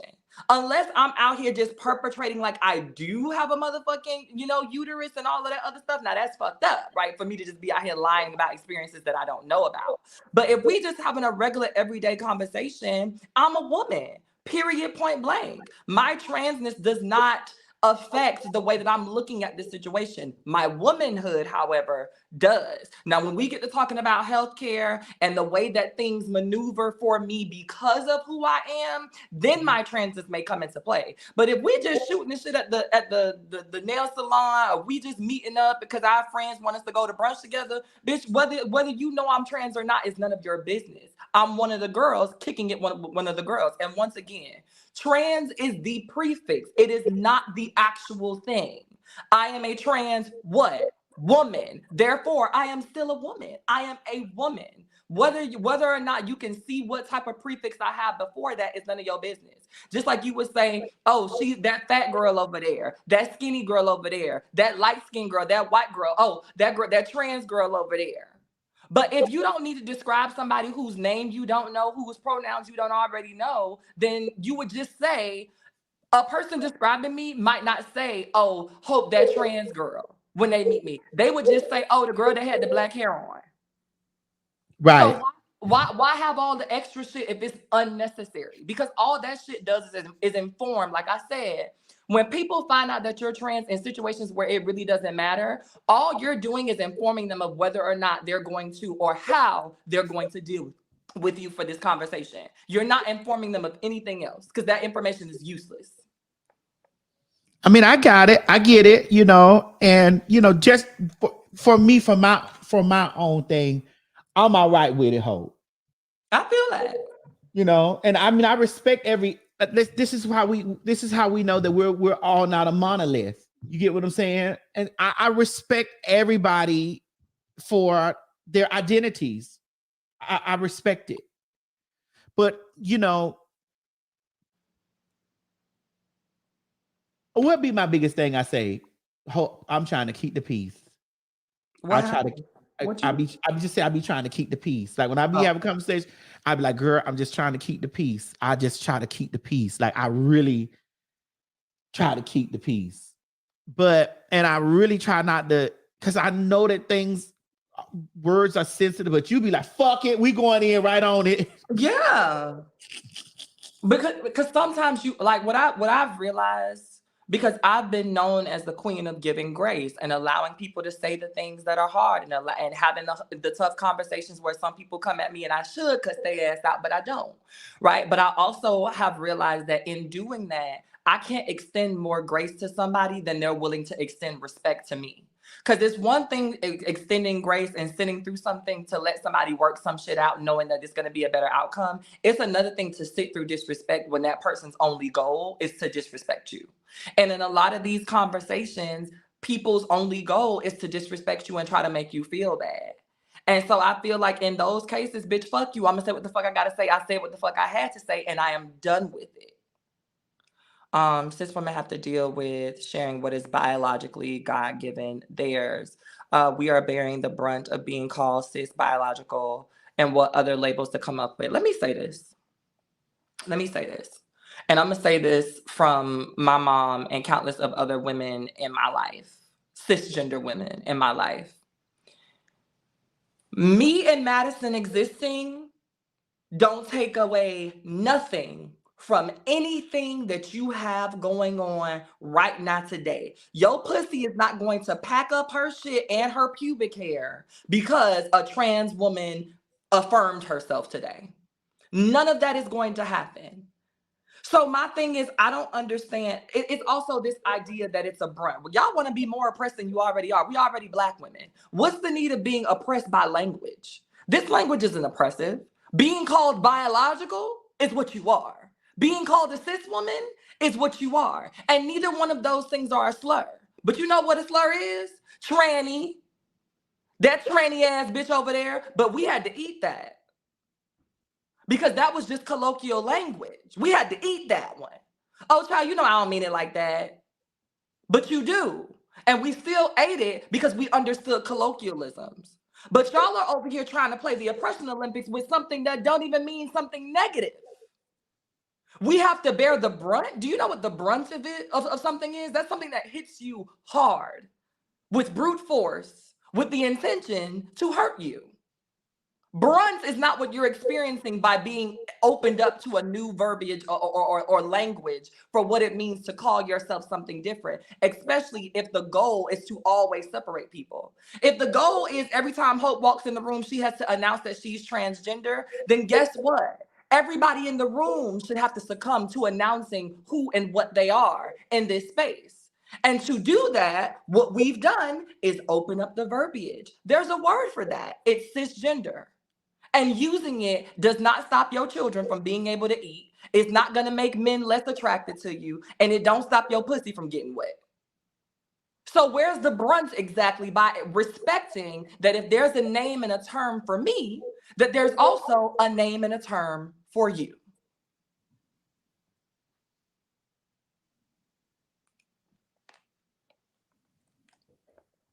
I'm a biologically female. That's not why I feel like a woman. My uterus and ability to bear children don't define me. I feel that. Hope you got to get into this one. Yes, you always being bitter about real women. It's not our fault that y'all are men. The fuck. But who's bitter though? When half of your audience is all cisgender women that support Madison, who's really bitter? It seems like y'all get on here with the intention to throw salt in the game because y'all don't like the idea that there are other cisgender women that don't mind supporting Madison. And my thing is, and it's okay. I'm not a cis nothing. I'm a woman. That's it and that's all. And you could be that. That's it and that's all. But also you don't get to dictate and tell somebody else how they get to perform and dictate to the world how they want to be, named. So Lena, if we were in space and we were having a conversation, I would respect the fact that you don't want me to refer to you as a cisgender woman. And I would say that. Now, I would want you to also refer to me as a woman in the space because we both have opinions and they're like assholes. We're allowed to have those. But the question is, are you going to respect mine the same way that I would respect yours? Because that's all this conversation really boils down to. It's not about the words. It's not about the language. Fuck all of this PC bullshit. But it's about whether or not you have the capacity to respect another adult or another person, human being who has done nothing to you when they say, hey, my name is Hope Giselle. And you accept that for what it is. You don't go looking and Googling trying to figure out what my name used to be. You don't go looking and Googling and trying to figure out pictures of who I was before I became this. You don't go doing that. But some of you all are so pressed because you don't like the idea. And this is what we were talking about right here, Mo. And I'm about to piss Lena off. So no, go ahead. Go ahead. For everybody in the comments and, for anybody who might be watching, this ain't come from Madison. This came from me. This didn't come from Madison. This came from me. This did not come from Madison. It came from me. Because when we say competition mode, these are the types of folks and the types of trolls that we're often talking about. Because these are the people that can listen to this conversation, see this conversation, and still have a problem with it. These are the people that will be on Madison's live every time she opens up her camera, but you have an issue with it. And the issue isn't even because Madison has a platform. The issue is because she knows that if you walked into the room and you saw us, you wouldn't be able to say some of the disgusting things that you say about other people. That's the competition. It's the unwritten rule of I can disrespect people easier when they are easily available to the public as well. But if I come in and I disrespect these two women, it's not going to land the same because they don't look the same. That's the competition for some of them. Not all of them, but for some of them, there's this thing in the back of my mind where it's like, if I remind her that she used to be a man, somehow, some way that makes me more of a woman, and it doesn't. I'm sorry to tell you, Lena, but you got to heal that wound on your own. Reminding me and TS that we're trans does not help anything for us. It doesn't do anything for us. We know that. Reminding yourself that you're worthy, that will help you. Reminding yourself that no matter what we do, you still that bitch, that'll help you. Reminding yourself that if you are a mom, that you're the best motherfucking mom that you could be, that'll help you. Reminding yourself that you're doing the best at that motherfucking job and you're going to get that promotion that you've been praying for, that will help you. Getting on here and being an ass to us, that don't do that for you, boo. Don't waste your time. Melody, you've been very vocal in the comment section. We've been seeing you. This I want to address. Y'all the ones labeling us. I'm a biological woman and don't want to be labeled by y'all trans people. Now this coming from me and not Hope. Say it again for him. This coming from me and not Hope. One more time. But Hope gonna bag me up on this. This coming from me, but not Hope. Y'all the ones that jump up every day to tell me that you a real motherfucking woman. We just affirmed it by letting you know that cis means real motherfucking woman. That's it. Y'all jump up every day to let us know. I'm a real motherfucking woman. I got a real pussy. I don't have to, I don't need to do, I'm biological. Okay, cis encompasses all that. All of it. That's what cis encompasses. So I really don't get why cis encompasses that. I'm a real ass motherfucking woman, bitch. Period. Don't ever forget it. Cause these fucking niggas, they get on my nerves. Like they really be on the internet talking shit. Like I'm a real woman. I can have all his kids. Period. Bitch, you would never know what it's like to motherfucking have kids and motherfucking have ovaries. Bitch, you mad at me because I'm a real motherfucking woman. I got a real. Well, stay mad. Well, ma'am, this is what cis means. All of that anger and vitriol that you put in saying that's what cis means. That's your loud voice to let everybody know that you're not one of them trannies. But I'm not no motherfucking sissy neither. Like, y'all need to stop trying to put names on us. Like, I am just a woman. Like, stop calling me. First of all, I be trying to be nice to y'all faggots because truth be told, y'all not even women. Like, y'all is just men. Like, y'all really need to calm the fuck down, bitch. First of all, take them wigs off. I bet you don't look cute. Take all that makeup off. That said, the original doesn't need a prefix. Well, then don't say it. Y'all the ones that be saying that. No.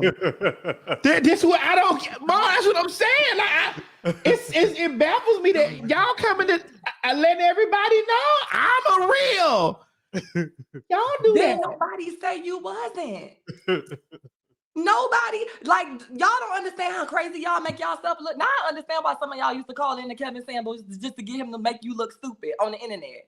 Y'all don't understand. Nobody said biological women weren't women. All we had for the said was that trans women are also a part of the group.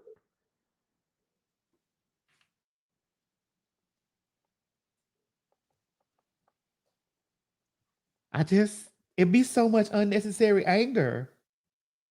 It be so, I mean, for chicks with dicks. I don't get it. For XY chromosomes. For Jerome's and Terrells. Y'all be having all of the smoke for the people that y'all claim couldn't touch y'all with a 10-foot pole. But for some reason, y'all got all of this smoke. If a bitch is competing against me in the 100-meter race, and I know that it takes them 22 seconds to finish and it only takes me 10, do you really think I'm going to be looking back at that motherfucker when I know they got 15 more seconds to go when I'm done with the finish line? I mean, that's true. If I really feel like I'm that girl, there's nothing that you can do to make me feel like I'm not that girl. Y'all are snitching on yourselves. The ones with all the smoke, you snitching. That snatch ain't been snatching right lately, has it? I don't know. I think that's where I was coming from with the whole competition thing. Was until you guys explained it to me. Until you guys explained it to me. Don't do that competition. No. I just said until you guys explained it to me. That's the same sentiment I was referring to. But until you guys explained it to me, now I understand. I ain't compete with nobody. I'm just understand what you guys were. But now I understand what you guys were saying, though. I understand what you guys are saying now that you guys have explained the stuff. Like you guys explained everything. I'm just existing. And I had this conversation with a gentleman the other day. And I said to the gentleman, I said, what women really don't get is that for everything that they point out that we don't have, the man know that.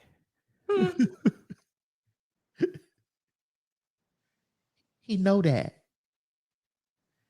And it's never the other way around. Like, I already understand that men and women's that's the natural order. So I understand that that's the natural order. And I understand that men's is gonna like women because it's women and stuff. But women's ain't gonna never understand that men's likes trans women because they trans women. So I don't be understanding. How don't you understand that every time that you point out, but you a man, look at your hands, your feet, he see that too, girl. And he liked it. And they were in his mouth. But he see that too, though. He see them hands and arms and feet and neck and all of it. He see that. All and of it. And he also see all that natural stuff that you got. He see your ovaries, your uterus. He see that you have your he see and he know that. But he also see that. So we all existed in a space where everybody see that. So I don't be understanding what is the pressure. Well, where the pressure come from? You say, why is it always sexualized? Ask the nigga. Wait a minute. Wait. Hold on. Wait. You want to answer that or I answer that? Look here. Well, let's both answer it. Okay, you say, why is it always sexualized? Well, because the first thing a woman does is when they let us know that we not women is go for their pussy. That's the first thing. I got a real pussy. That is the first thing. Oh, you could never be me, bitch, because I got a real pussy. That is first.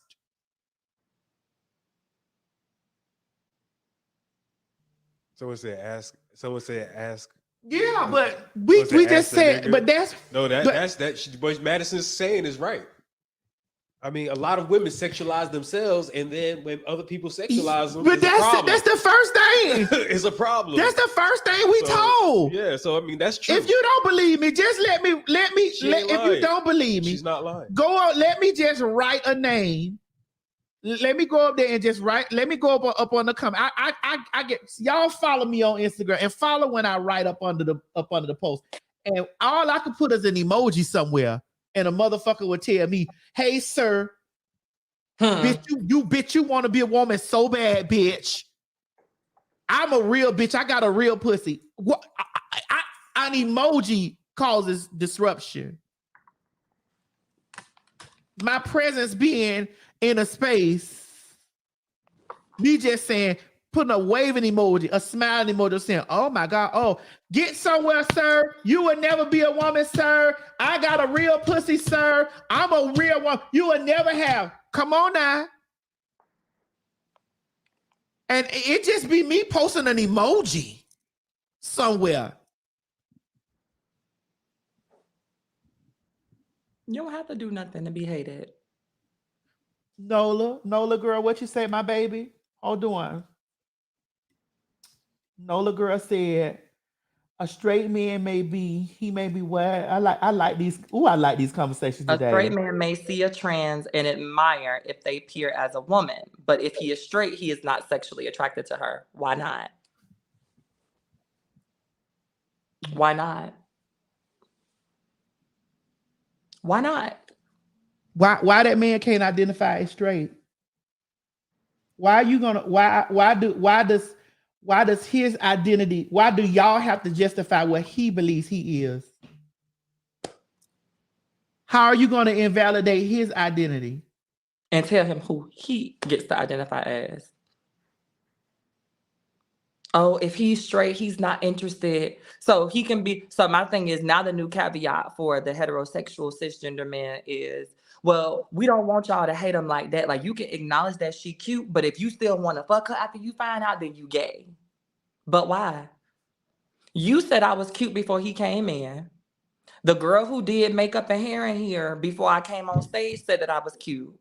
Your mama, who was delivering the little backstage snacks, said that I was cute. And then I get on stage and he says that I'm beautiful in front of everybody. Not only do you have to remind him that I'm trans, but then you also tell him that if he wants to do anything with me after the show, then that would make him gay. The shaming tactics that some of you all throw out are another part of a large part of the reason why the girls are dead. Comments like that, like you don't think much of it. And I don't think that that was a comment that you meant to say with the intention that, you know, somebody was going to take it and do something fucked up. But I want to remind y'all that not everybody is well. So when you say things like that, you have to be mindful that you are saying those things in spaces where Black men are listening. The trade ain't commenting, y'all, but they watching. Oh, always. I'm T.S. Madison, honey. They're watching. Oh, always. So don't think that they don't see these comments that you cisgender Black women leave. Ooh, JJ Universe. Ooh. Ooh. I got a people. Put that up there, Hope. Put that up there, Mama. Ooh. Mm. Mm. Mm. Mm. It's just that shit is real interesting to me. And that's the other thing too. Why are so many women speaking for the men? Why are so many women speaking for the men?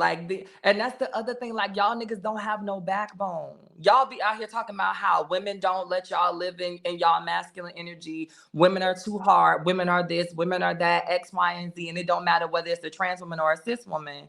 But let a bitch ask you a question that's a little bit out of the mode of concourse for you, and it's silent. Then all of a sudden, every woman in the world got to say something for you or in your defense. It just doesn't make sense. Well, I'll say for as a man, a lot of times people don't even really care, especially for. I'm just speaking as an average man in this world. I'm not talking about the ones that have the money, the power, and everything. I'm talking about average man. People don't really care what the regular guy has to say. And if they do say something, then it sometimes is met with vitriol. So a lot of men is just like, what's the point? That's why when a lot of people are like, why don't men express themselves more? It's because when a man expresses themselves the way that they would like to express themselves, they get chastised for it. They get put down for it.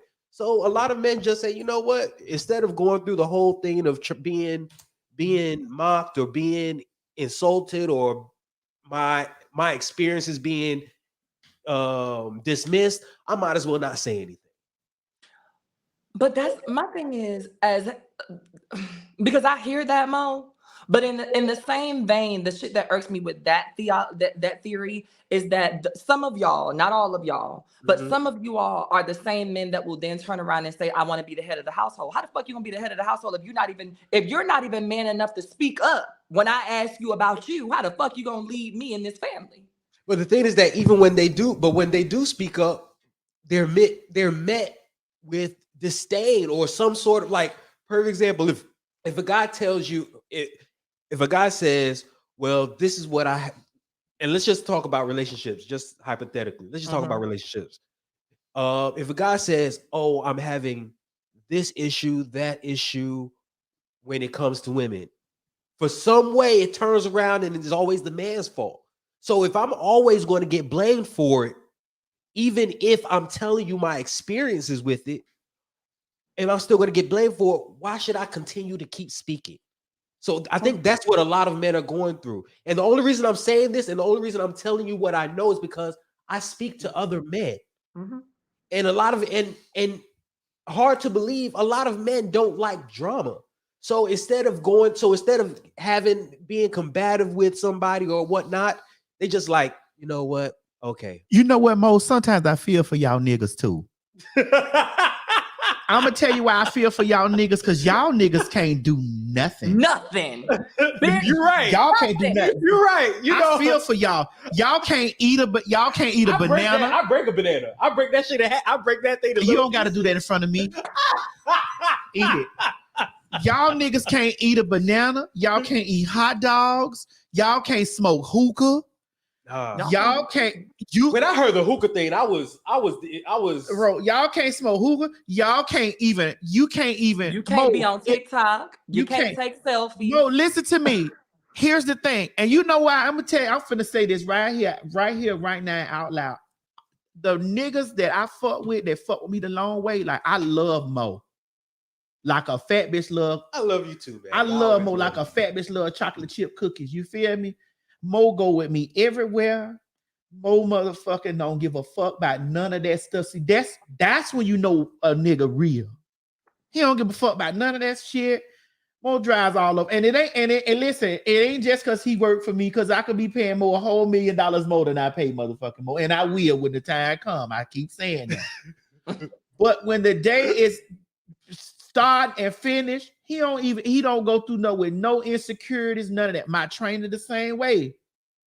You feel me? Because it's a lot of men that identify as straight that ain't gonna, because y'all put these things in them that they can't even speak in either. We can't even be friends. Hell, we can't even be related to them. You know how many times that I had my cousin be like, man, I had to tell a bitch like, them my peoples, why are you over here telling me that's a man? She my kid. That's my kinfolk. That's what we be talking about, the security level in those. And it's not all women. It's not all women. It's not all women. No, it's never everybody. It's not all women, but we're talking about those women who have those security levels to be like, oh, you even friends over there? Oh, nah, you something got to be wrong with you. Something wrong with you, right? But Madison, I'll tell you why we have the relationship we have with each other. It's because I don't look at you through your sexuality. I look at you as a person. Right. I don't care who you having sex with. I don't care. As long as you good, I'm good. Right. We good. I'm a human to you. I don't care. I'm a human. Right. It doesn't matter who you like, what you like. It goes back to what Laverne said. If they can dehumanize us, because that's what they do. We is them, and we not even black no more when it comes to black, white. We is that, them, and that. It's. People have asked me, Maddie. They've asked me, oh, so you work with TS? I'm like, yeah. They were like, oh, how's it work? I'm like, it's great. It was like, they asked me like, why? I was like, she's great people. She treat me better. She treat me better than a lot of people I know, nigga, that are straight. So what's the point? She's so. And I told people, you don't got to give them no explanation at all. You got to stop right there giving them explanation at all. No, but the reason why is because, you know, I want people to look at you or whoever I'm involved with or I'm connected to. I want them to look at you past of what they see on but TV. Mo, they don't. I want them to know. I want them to see the person you are. I want you to understand this. As long as you see it, that's it. We good. That's it. Long as you see it, long as you Mo come to the functions. Mo, I had a little gig that I had to do last night around some drag queens. Mo drove me down there. Mo had my pocketbook, had my phone over there, set up that was on his phone, doing his thing, and then drove me home. All the queens was back there. Hey. Mo was in the hey, how y'all doing? And it's like, and I told him when I got, I said, Mo, I really appreciate you. I really appreciate you. Cause I really appreciate you. I do. Cause you got niggas that be fucking you, that be trying to hide and slide over like, okay, you like, nigga, you don't got to do all that. That's why I hide and slide from them. First of all, my value is way more than yours, nigga. So, bitch, I'm hiding you because I don't want a motherfucker to even think that we fucking around, bitch. Bitch, because you was a bum. Boo, you thinking too highly of yourself, bitch. I'm the commodity here.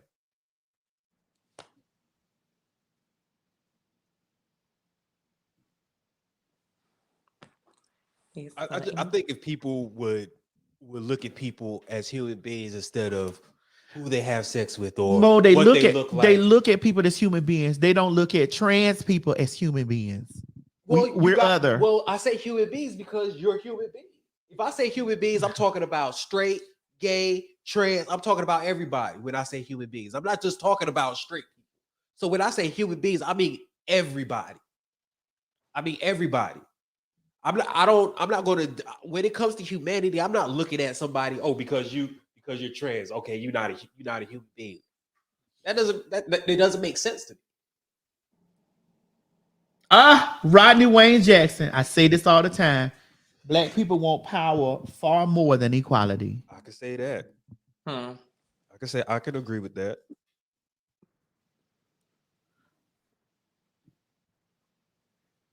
Child. Wait a minute, Sally. Hold on.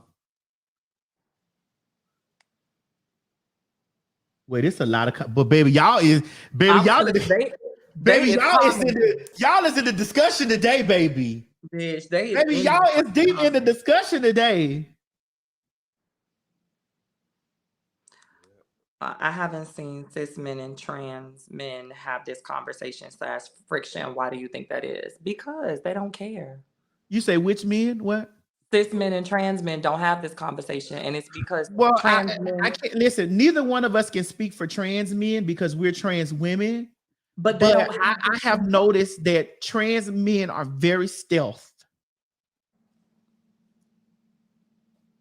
But the ones that aren't, and it's no tea, no shade, because this conversation has been had on fewer platforms, but it's not blown up the way that it is when trans women are having spaces. But what I can say is that it's because cis men don't give a fuck about, cis men don't care about labels necessarily unless you're talking about a trans woman and how she labels herself. But cis men also are not intimidated by trans men. Cis men be like, okay, you a man, dog, cool, long as you can pull your side of this concrete. Now that you up here, like, bitch, I don't care. Like, you a man, dog, long as my I would treat you like one, basically. Right.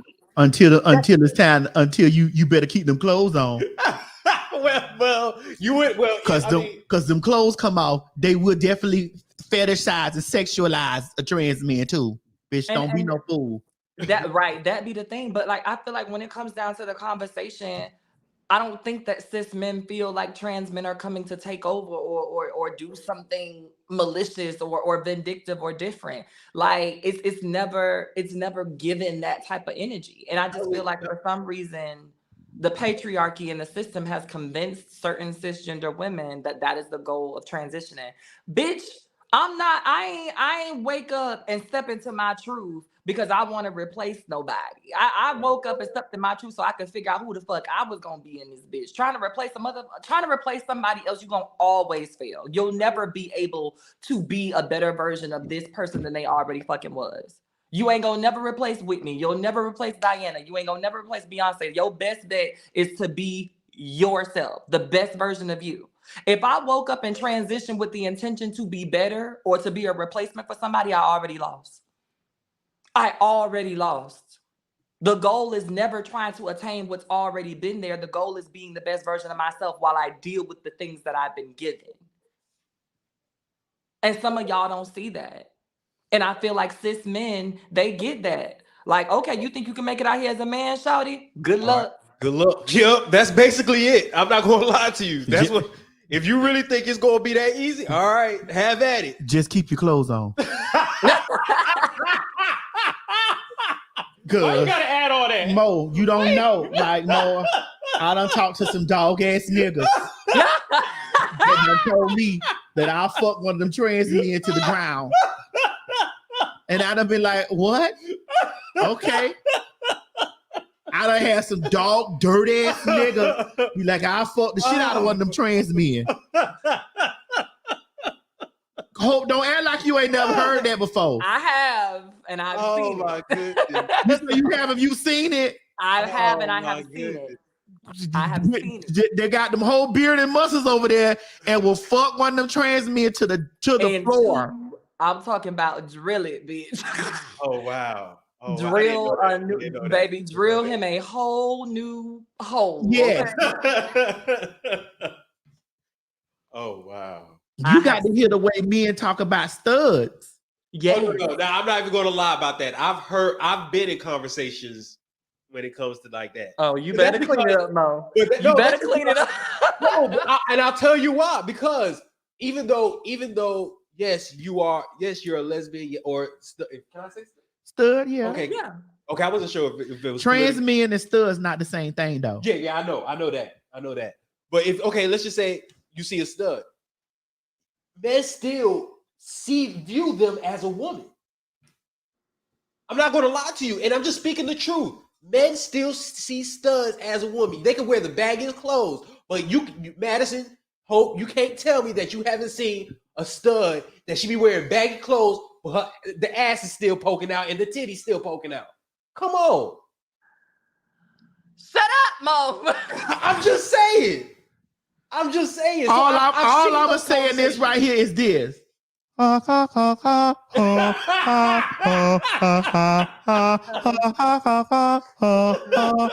an aphrodisiac in this bitch. Whatever you want, I got it. It's an aphrodisiac in this motherfucker. Okay? That's what it is. That thug said, don't hesitate, holla at me. Yeah. Bitch. But my thing, what I don't understand with that is you'll look at a trans woman and she'll be better than the motherfucker, hit all of the points, all of the things. And even for the sake of this particular argument, I'm going to even say she's post-op. And everybody will still somehow be like, that's a man, that's a man, that's a man, that's a man, that's a man. But you will have one of the most nigga-esque bitches walking around the motherfucking projects. You ain't never seen Robin without a pair of Timbs and a Scully on type bitch. And these niggas will look this hard young man in her face and be like, I want a piece of that. And try to justify it by saying when the clothes come off, it don't matter. But you looking at this strong young man with about Robin is a very strong young man with about 12 chin hairs that she grew on her own. Okay, she grew them chin hairs on her own volition. And you banging Robin's royal figgy pudding for dear motherfucking life. And she just got back from the barber. That fade is sharp. Sharp as shit. That motherfucking fade and that lineup is sharp. She still got the white chalk. You see them corners? She still got the white chalk on her shit, okay? Hell no, Shay. Shay say, I'm not gonna lie. I'm gay and I had a crush on a stud at school named Pooh. Baby, I used to want to rock them socks off. Ha ha ha ha ha ha ha ha ha ha ha ha ha do do do ha ha ha ha ha ha ha. It's a whole aphrodisiac in this bitch. Come on, like y'all, like we gotta stop the bullshit. Whoa! Oh my God! We gotta stop the bullshit. Them studs be stronger than half of the trans girls you done ever met, and them niggas will still justify being able to fuck that. But I have a whole trans woman with all of the femininity and all of the spaces. My thing, I'm more confused, and I got more questions when I see that you done hit the stud that everybody knows is a whole young man. Than I am when I see that you've had sex with not a young man. But Hope Madison, you know how men are. Men will. I'm a man also, but I have to say this about men. Men will fuck anything and anyone. I don't think that's to be true though. It's Look true. here. Some A barn men. door, Okay, a but barn door I'll with say a hole majority in of it, men. bitch. A barn door with a hole in it, bitch.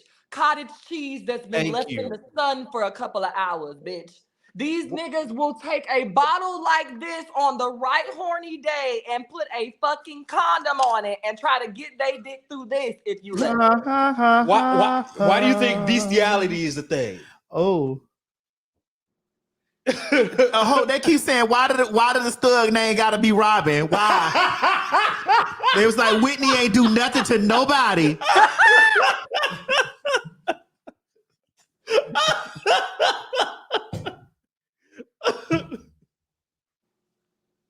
Nola girl, what's the tea? I want to talk to Nola girl. Nola girl in the comments. Nola, you got a lot of stuff, because every time we have a show, you be up here. You got a lot of stuff that you want to get off your chest. Let it be known now. I was looking for Nola girl, you know, because there's a lot of punks down there in Nola. So Nola girl, where you at? Nola girl to the mat.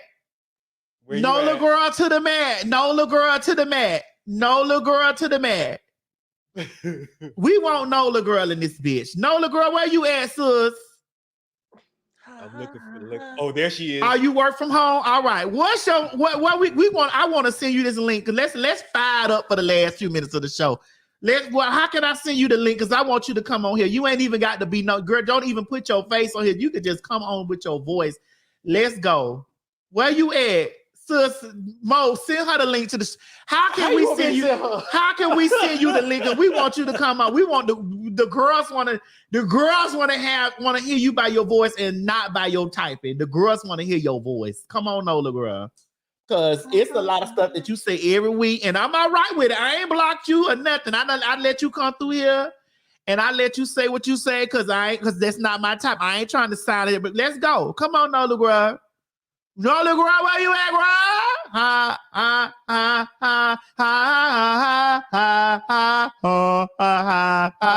Nola girl, come through here and represent for the turfs. Because you give me turf vibes. You give me turf vibes. So come through here and represent for the turfs. What's up? Just let us know where you need us to send the link. Well, we need to send the link to Nola girl. Come represent for the turfs. Come on, represent for the turfs.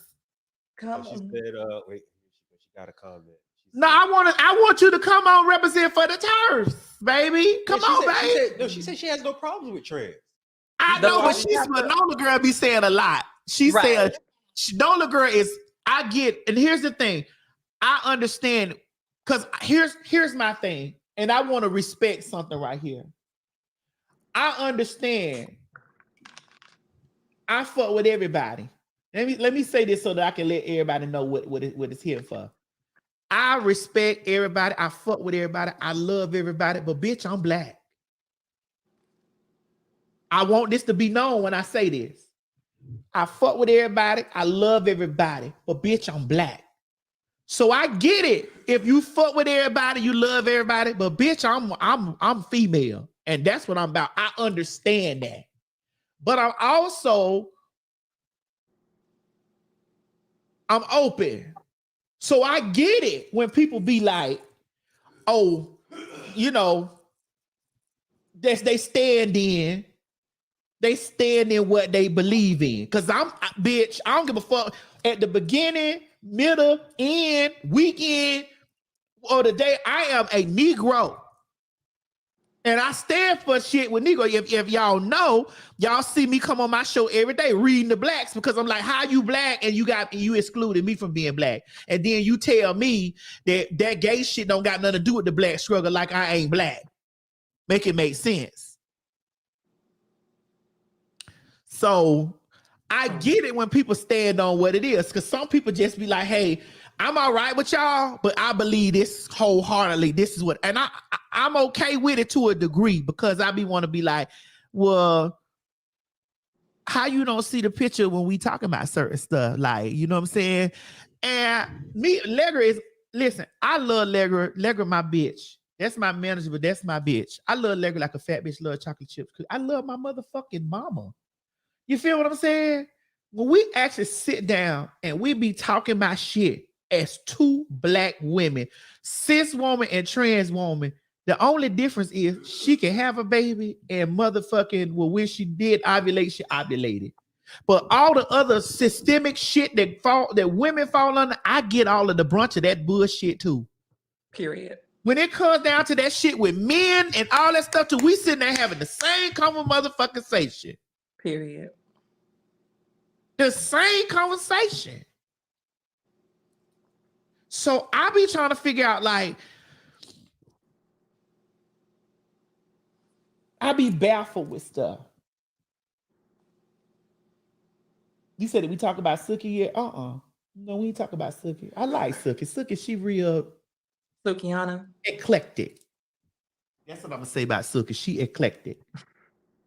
I like that. I like that. In the words of Carisha, I like it. Real bad. Real bad, real bad. She eclectic. I like that real bad. So you don't want to come up here? All right. She don't want to come up she here. at work. She worked from home and she at work. It's all right. Well, we gonna let, we've been acknowledging you. We've been acknowledging you. We've been putting you that we ain't discriminated. We ain't read nobody. Hell, we even let some of the readers come through them and say what they wanted to say. Like, you know what I'm saying? Because we ain't displayed no areas of being angry. But I sure see some mad stuff up here. Me and my niece ain't show no areas of us being angry. But we sure seen some. Then we see some niece. I mean, they wore me out for a little minute. Woo! They wore me out for a little minute, child. But you know, whatever you want. Wait a minute. Nikita on top say, hold on. Let's see what Nikita said. There we go. It says, because it's easy to drag black cis women and everyone else picks up on that. No, we listen. But here's the thing, Nikita on top, because we black trans women, we understand that. And so we never be somewhere trying to drag black cis women. We only point out our so when you guys tell us y'all experiences that you've had, we only point out our experiences that we get. And we get these experiences on a day-to-day basis. On a day-to-day basis. I have given you guys the challenge. And my challenge is follow me on these places and watch me I could post a picture of me could be posted in a random strange place, in a group, a Facebook group, in a You know how many women's gonna be up under that? Explain it to that picture. No, just explain it to that picture. No, Mo. Explain it to that picture. How that picture will never be a woman. How that picture that they looking at is a man. How that picture ain't got no pussy. How that picture is so jealous of them in the comment section now. Of my picture. And I don't even know you exist. But I'm jealous of you in the comments of my picture talking about me to a man who wasn't going to inbox me, but now that you've told him that I'm trans, he's definitely going to inbox me. And then the men be up there gaslighting y'all. A lot of them be gaslighting y'all. With the telling y'all how they despise and hate and disdain and this and the other. And some of y'all, not all, some of y'all, not all, because a lot now hope they ain't falling for the hype. Because a lot of them are like, nah, nigga, you was over there fucking that bitch. You was over there doing that. Nah, don't try to play in my face, nigga. Don't do that. But a lot of them used to fall for that hype, like, I ain't know, man. And be right there with their arm hand in hand, standing by like what? Why not? What? Tammy Wynette standing by your man, standing by your man, standing by your man. When he over here done told you, and the girls over here saying, but what about that tattoo on the back of his inner thigh?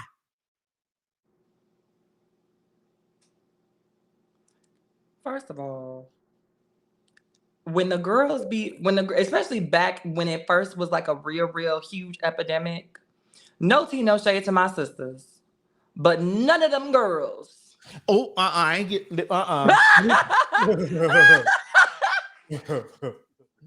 I'm not even. I already know what you was finna say with that. I ain't going to that. What was about to happen? Oh, What was about to happen? First of all, listen, because one thing, see, I can't slap the shit out of that one of y'all cis women, but y'all trans bitches, I'll fight y'all hoes on live TV, bitch. And for me, I just got to turn my back on this statement that Hope finna say, because I ain't got nothing to do with Well, I that. want to hear what Hope got to say. What she was finna say is that they was clocky, they was bricky. That's what she was finna say. That them bitches looking like goddamn porch monkeys. That's what she was finna say. That's what you about to say, Hope? I ain't say nothing. I didn't say nothing.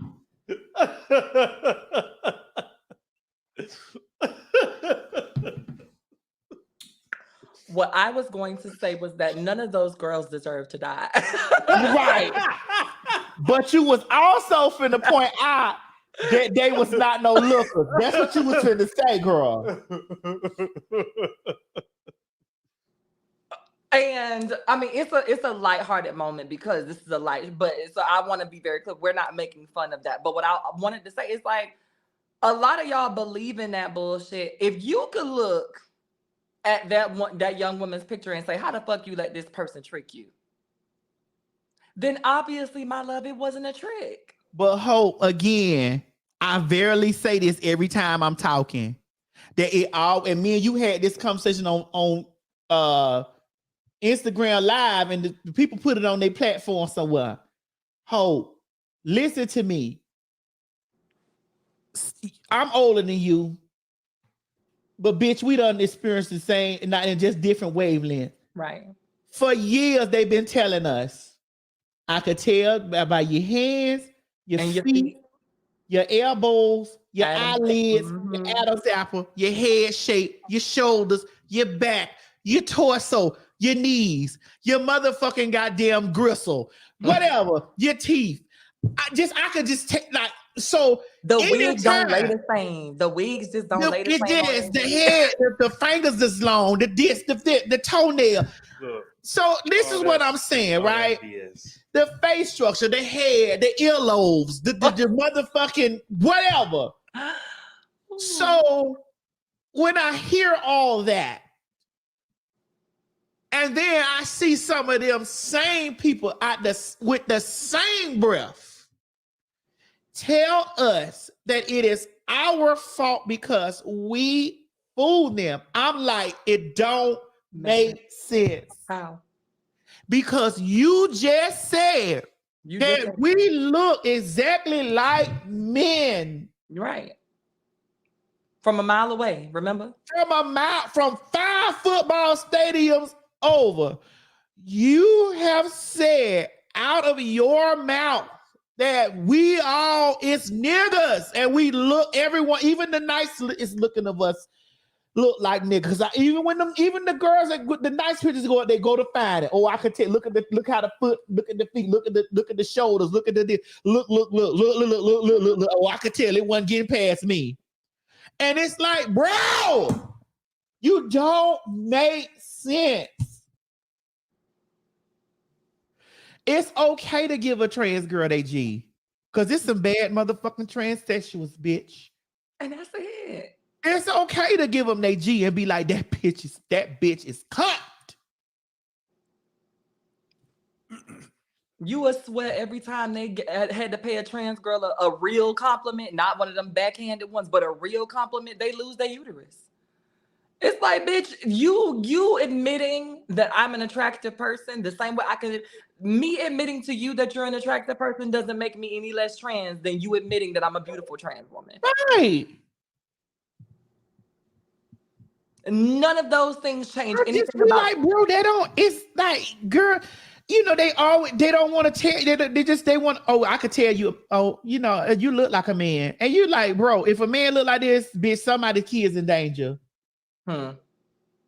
somebody's kids is in danger because, bitch, you're gonna be you're gonna be over there trying to explain to them why they calling this auntie, and you over there saying I remember I told y'all this shit before that I had when I used to work at the Publix, bitch, and I was a brick, bitch. I wasn't even a real piece of cunt back then. But bitch, I had my own hair pulled back in the ponytail. The little bit of hair I had, bitch, it was the feminine. It was just the girl, and it was just the girl in me. I worked at Publix. This lady came through my line and I wore her out. That bitch was cussing me out. That bitch went over there to my manager that this lady, and my manager came over there and was like, who are you talking about? And the lady was like, this lady right here. And I just kept ringing up the other people's stuff. I act like I didn't see that bitch. My manager was so mad. They fired me. Oh, really? Yes. My manager was so mad that this lady was so hell-bent on me being the lady because my manager was over it. Like, bitch, I'm so sick of these people coming in here thinking that you're a woman. And they did their best. They said they sick of you coming in here, these people thinking that you a fucking woman. They did their best to strip me down. Don't come to this place with none of that stuff. I was like, bitch, you can, though you slay me. Hey, God, what the book say? Though you slay me. I don't know the rest of it. Oh, I thought you were about to say still I rise. Still I rise, bitch. Though you That's slay not me. it, but okay. Though you slay me. Them bitches, you motherfucking wanna, bitch, don't you come here. Don't you put no earrings on. Like nothing. Don't come here with any of that. And I say all the time, you can't make nobody see what you see. No, I may not look like a bitch to everybody. And I'm all right with that. And that's okay. I'm okay with that. But bitch, the majority, for you motherfucking hoes to be over there with that bullshit, the majority ain't seeing it because I have no problem sliding through. It done been times that I done pulled my shit out and my whole ID with my government name on the bitch. And them motherfuckers been over there like, why your mama name you after your daddy?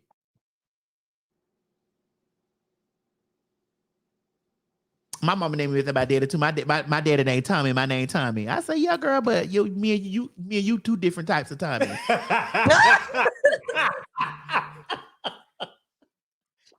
Oh.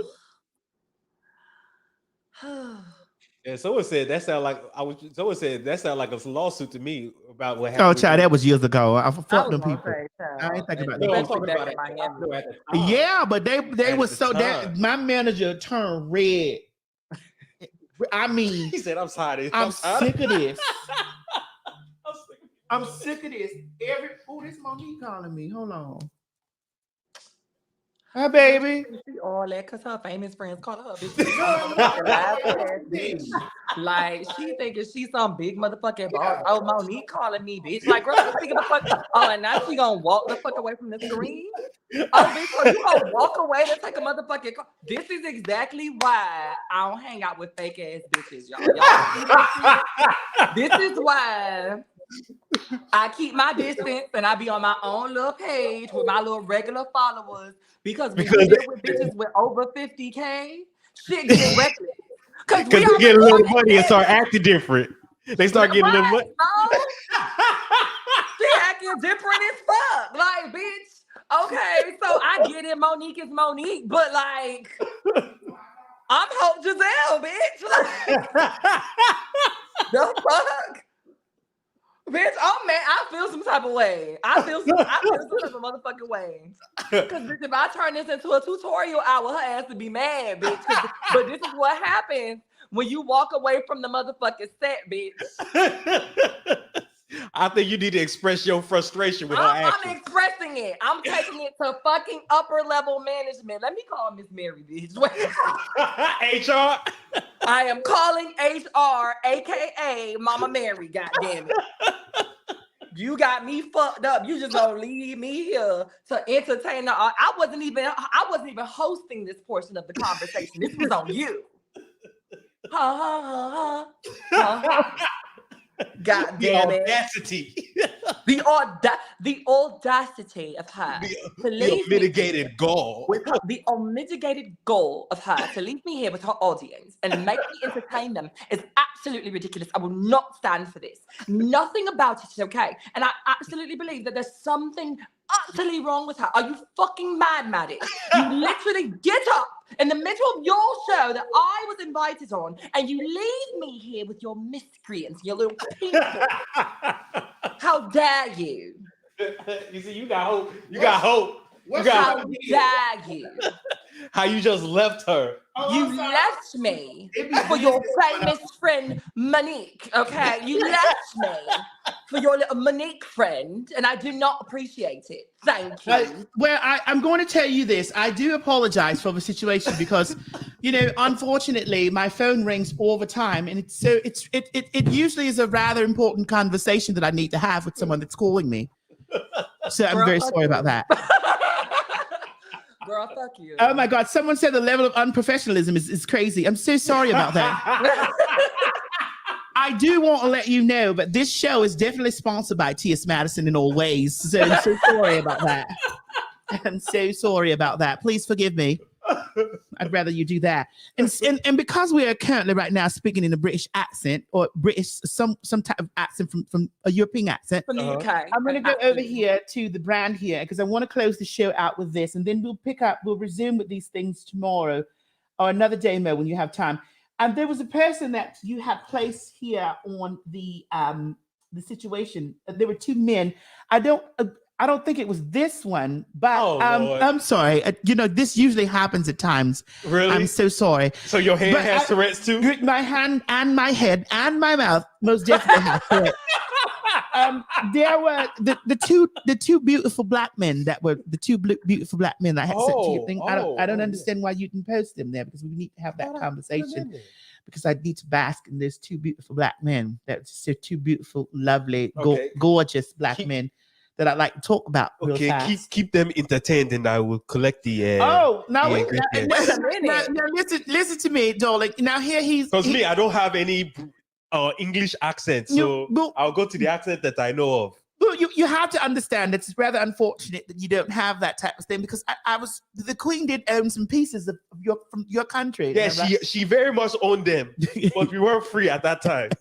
So there's a difference. The Queen of England, she did own a couple of pieces from your place, right? Yes, she collected our place. You know how? Do you want to know how I found that out? I was watching the telly, and as I was watching the telly, I found that out that it happened to you guys. Yes. Now she collected all of our resources and then collected them and took them back. So do you think that she went to heaven when she passed? Oh, God save the Queen. I don't know. Only God will save her. Only God can save her. God save the Queen. Me, I can't save her. I don't have that type of power. Well, Mo, shut up. Mo, be quiet. Mo.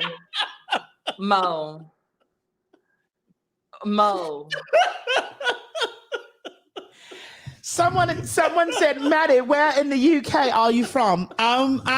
Listen, Maddie, where in the UK are you from? Listen, bruv, I couldn't tell you because you said, bruv. I'm sorry, bruv. I couldn't tell you where I was from because it gets a little bit tedious, me trying to figure out all those places, But I can tell you the street from the country of nigger I was from.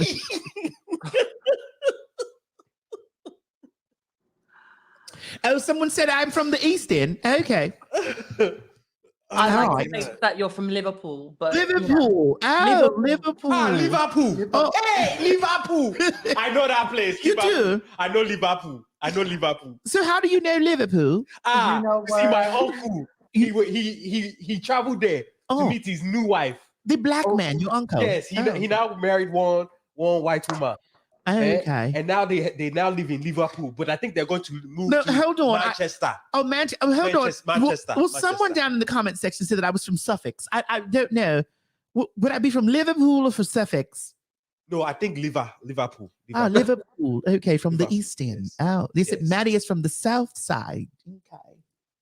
Oh, I swear, God darn tune, I can't get well, listen to him. Someone said I'm from Cockney. you're He said I'm from Cockney. Oh God, I don't think people really understand the great scenery that we have in the place called Cockney. Really? Yes. Really? I love visiting Cockney when I go to England. Lord. Do you? Cockney or Sussex. Is it Cockney or Sussex? Do they stand up to the reputation of having great cock and cockney?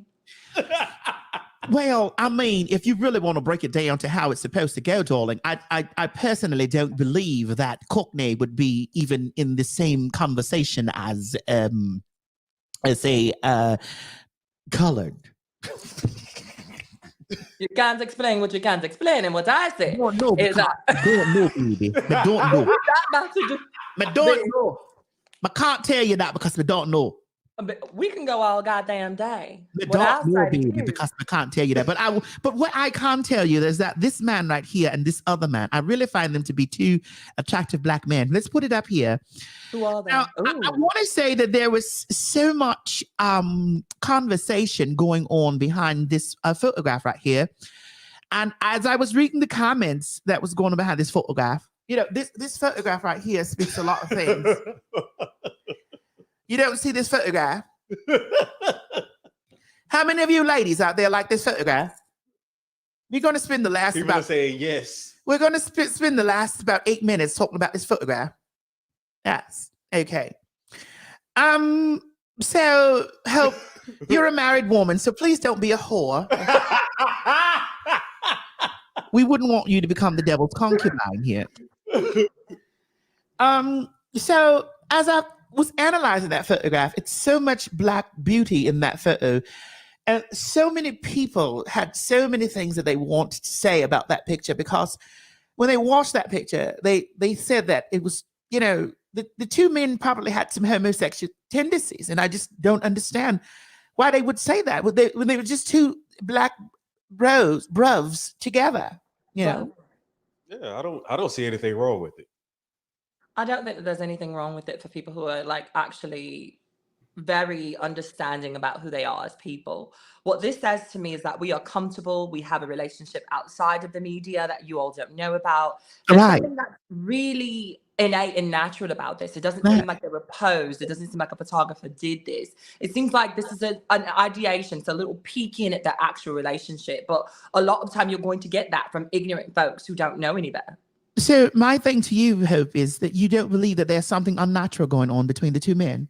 Oh, I can definitely believe that there definitely is something unnatural. I just don't want to say that first. Well, whatever it is that's going on between the two men, I would love to have my eyes and my tea and crumpets right there at the table watching it. I definitely think it's that range. Tea, crumpets, a little Tea bit of crumpets, front and center, front and center, go crisp- once or twice. front and center, Some crisp. Front and sitting. front and sitting. Mo, you're not allowed to do that accent again because I will be divorced before I get married. So thank you. Please.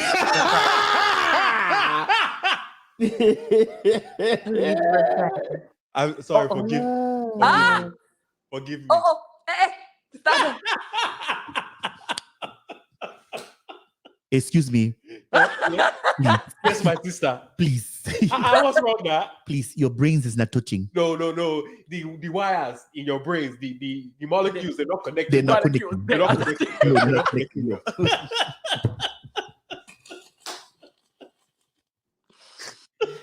Someone in the comment section asked, so who's doing the bending? Oh, Lord. Who's doing the bending? Oh, so you're doing the bending? Oh, so you're doing the bending.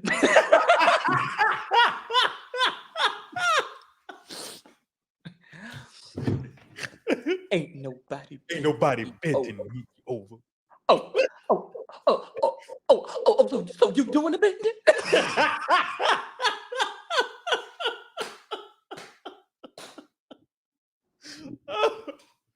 Like, wait a minute. Wait a motherfucking minute. Oh my goodness. Because Janet meant that shit. Janet had for the meant that shit. She had for the meant that shit.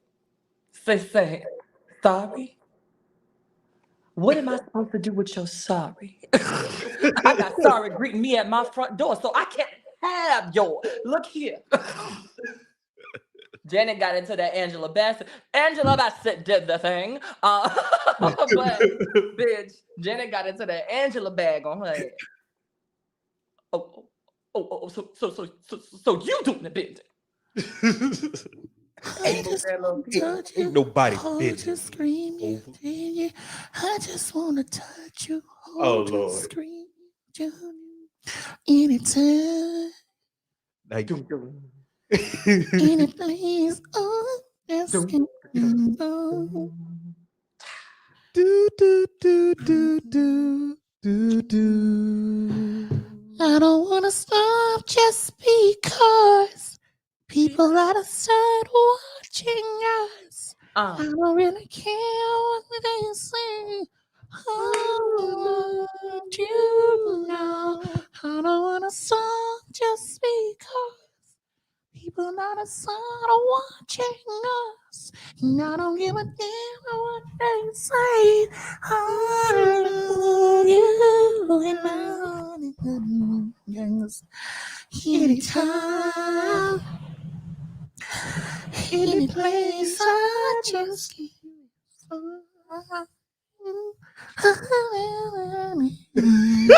I'm sorry, I can't even keep a straight face. I can't keep a straight face. You over here doing your voice, your home seductive dancing. voice, and home doing That's right. seductive dancing. people outside watching us. I don't give a damn what they say. I want you to know. Y'all the I don't best. want to start just because people outside are watching us. I don't give a damn what they say. I want you and I want you. Anytime, any place, I just keep you strong.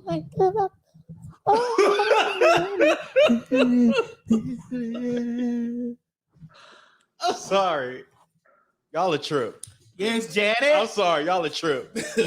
Something's wrong with y'all. Janet, honey, it's Janet, the whisper queen. That's just the whisper queen, honey. Oh, Lord. Oh my God. All right, y'all. We done had a bunch of fools with you today. Hope I'm gonna call you when this stuff is over with, girl. When I done got myself situated in this situation. Thank y'all. Make sure y'all thank Hope for coming through. Y'all show Hope some love. Send her $10, 5, 25 cents if you got it, a quarter, whatever. Maddie, somebody said, could you do the Fergie before we leave? Which was it? Oh, The handstand. The handstand. I mean the cartwheel.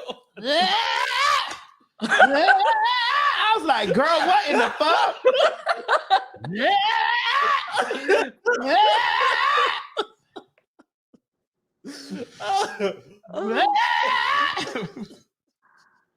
Oh God. What was it? Let me find that shit. It was I think it was Good Morning America. Was it Good Morning America? Baby, I think it was Good Morning America. Oh my goodness. I wouldn't have paid for that concert. baby. At all. Research shows nostalgia can help you remember apps. To customize and save with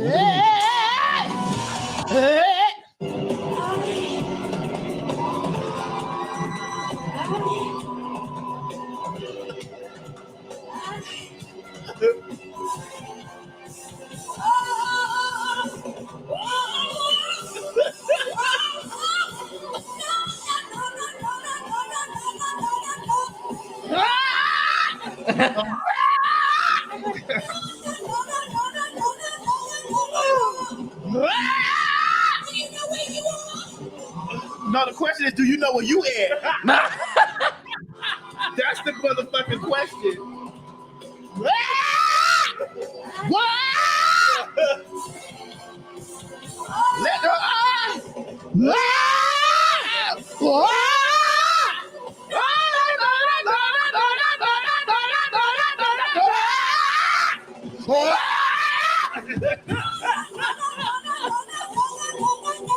her bitch, no. That bitch is conjuring the demons in here. No, ma'am. I had the praise dance. That bitch conjuring demons. Somebody put y'all in 7 a.m.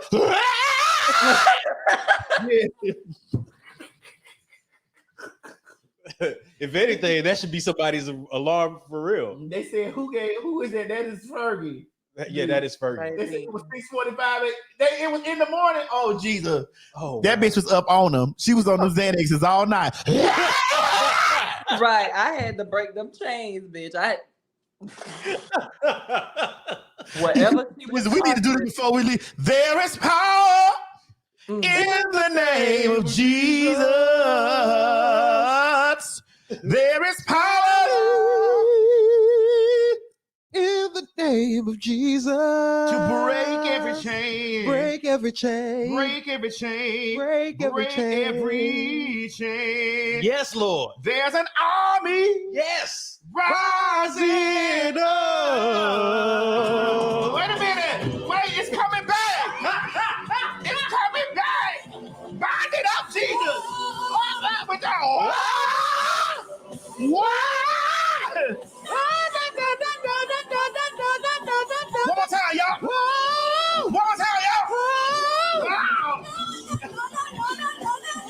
Check us out, Mo. Bye, y'all.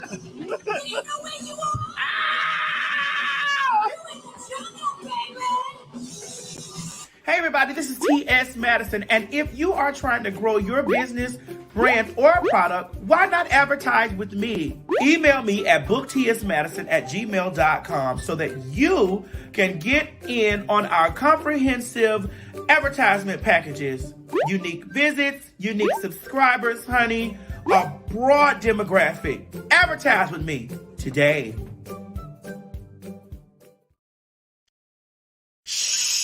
Quit talking and listen. Get over to my Patreon right now so that you can receive some exclusive content from the TS herself. Who you said?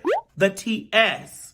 Patreon is filled with one-on-ones, exclusive content, behind the scenes. You can even chat with me in there, me and you. It's just me and you. So get to www.patreon.com/TS Madison Hinton, and you'll be glad you did. I promise. This has been a T.S. Madison and RDE Multimedia Group presentation. Hey guys, if you just enjoyed watching this video, don't forget to subscribe to my YouTube channel, www.youtube.com/TS Madison Hinton.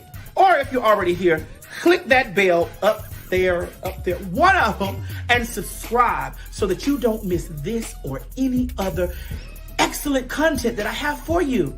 Don't meet me here, beat me here. Ciao. You ain't gonna have no other choice but to see me because I'm in everything. There it is, you right ain't there. gonna have no other choice but to see me because I'm in everything and everywhere. Ooh. I'm in film, television, streaming, music, bitch, and pornography. Bye.